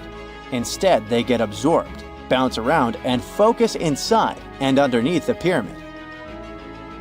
Our list of mysterious phenomena surrounding the Egyptian pyramids doesn't end there. Inside the pyramid, there's a long, narrow passage that leads to what's known as the King's Chamber. This room sits at the center of the pyramid, and it's believed to have been the final resting place of Pharaoh Khufu, the ancient Egyptian leader who commissioned the entire thing over 4,000 years ago. When visitors step into the King's Chamber, two things normally strike them: the room's incredible acoustics and its heavy, imposing structure, which is entirely lined with red granite. Recently, scientists have started to connect these two facts. Some researchers now believe that the king's chamber might be able to catch or pick up sound energy generated from other parts of the pyramid. In other words, this room might have been designed to amplify sound in a way that no other chamber in the pyramid can. To test this theory, researchers conducted an experiment where they sang in the Queen's chamber, which is located directly below the King's chamber. Here's where it gets wild. The music couldn't be heard in the lower underground rooms of the pyramid, but it sounded loud and clear in the King's chamber. One possible explanation for this is the type of stone used in the King's chamber: pink granite. Granite is known for its piezoelectric properties, meaning it can absorb energy from its surroundings, like sound vibrations, and convert it into electrical energy. This suggests that the chamber's unique acoustics might be due to more than just the shape of the room. It could be that the granite itself plays a role in amplifying and concentrating sound waves. According to scientists, these discoveries open up a whole new field of research into the pyramid's potential. Could the ancient pyramids have somehow harnessed the energy created by sound waves, or even Earth's natural vibrations? It might sound far-fetched, but considering the granite's piezoelectric properties are well documented in modern science, it's not entirely impossible. Who knows? Maybe we've only just scratched the surface of what the pyramids were truly capable of. Speaking of just scratching the surface, there's even more to think about, like how the pyramids ended up in such a perfect location. It seems the builders lined up the Great Pyramid with the cardinal points, meaning its sides are almost perfectly aligned with the four main directions: north, south, east, and west. There are many theories about how they did it, but one study suggests that Egyptians might have used the fall equinox to achieve this perfect alignment. During the equinox, the sun rises and sets directly in the east and west. It probably made it easier for builders to use the sun's position as a guide. By watching the sun during this time, they could make sure the pyramids were positioned just right. If we think about all these strange things about the pyramids, I mean their perfect alignment, the ability to concentrate radio waves, and the materials used in the chambers that might generate electrical energy, could the real purpose of the pyramids actually be much more complex than just being tombs? Well, Nikola Tesla thought so. It is said that the famous inventor and engineer was kind of obsessed with the Egyptian pyramids, and he wondered if they might actually be giant energy transmitters. He believed the shape and position of the pyramids could help them function as huge generators, capable of producing free, limitless energy. Some researchers agree with Tesla and believe that these massive monuments might have been designed as giant power plants. According to their theory, builders could have figured out how to move ions, those electrically charged particles in the atmosphere, by placing materials like copper, gold, and silver around the pyramids. So, it's definitely possible that the ancient Egyptians created a sustainable, renewable power source. Although this is a very interesting thought, we haven't been able to confirm this theory, and the true purpose of the pyramids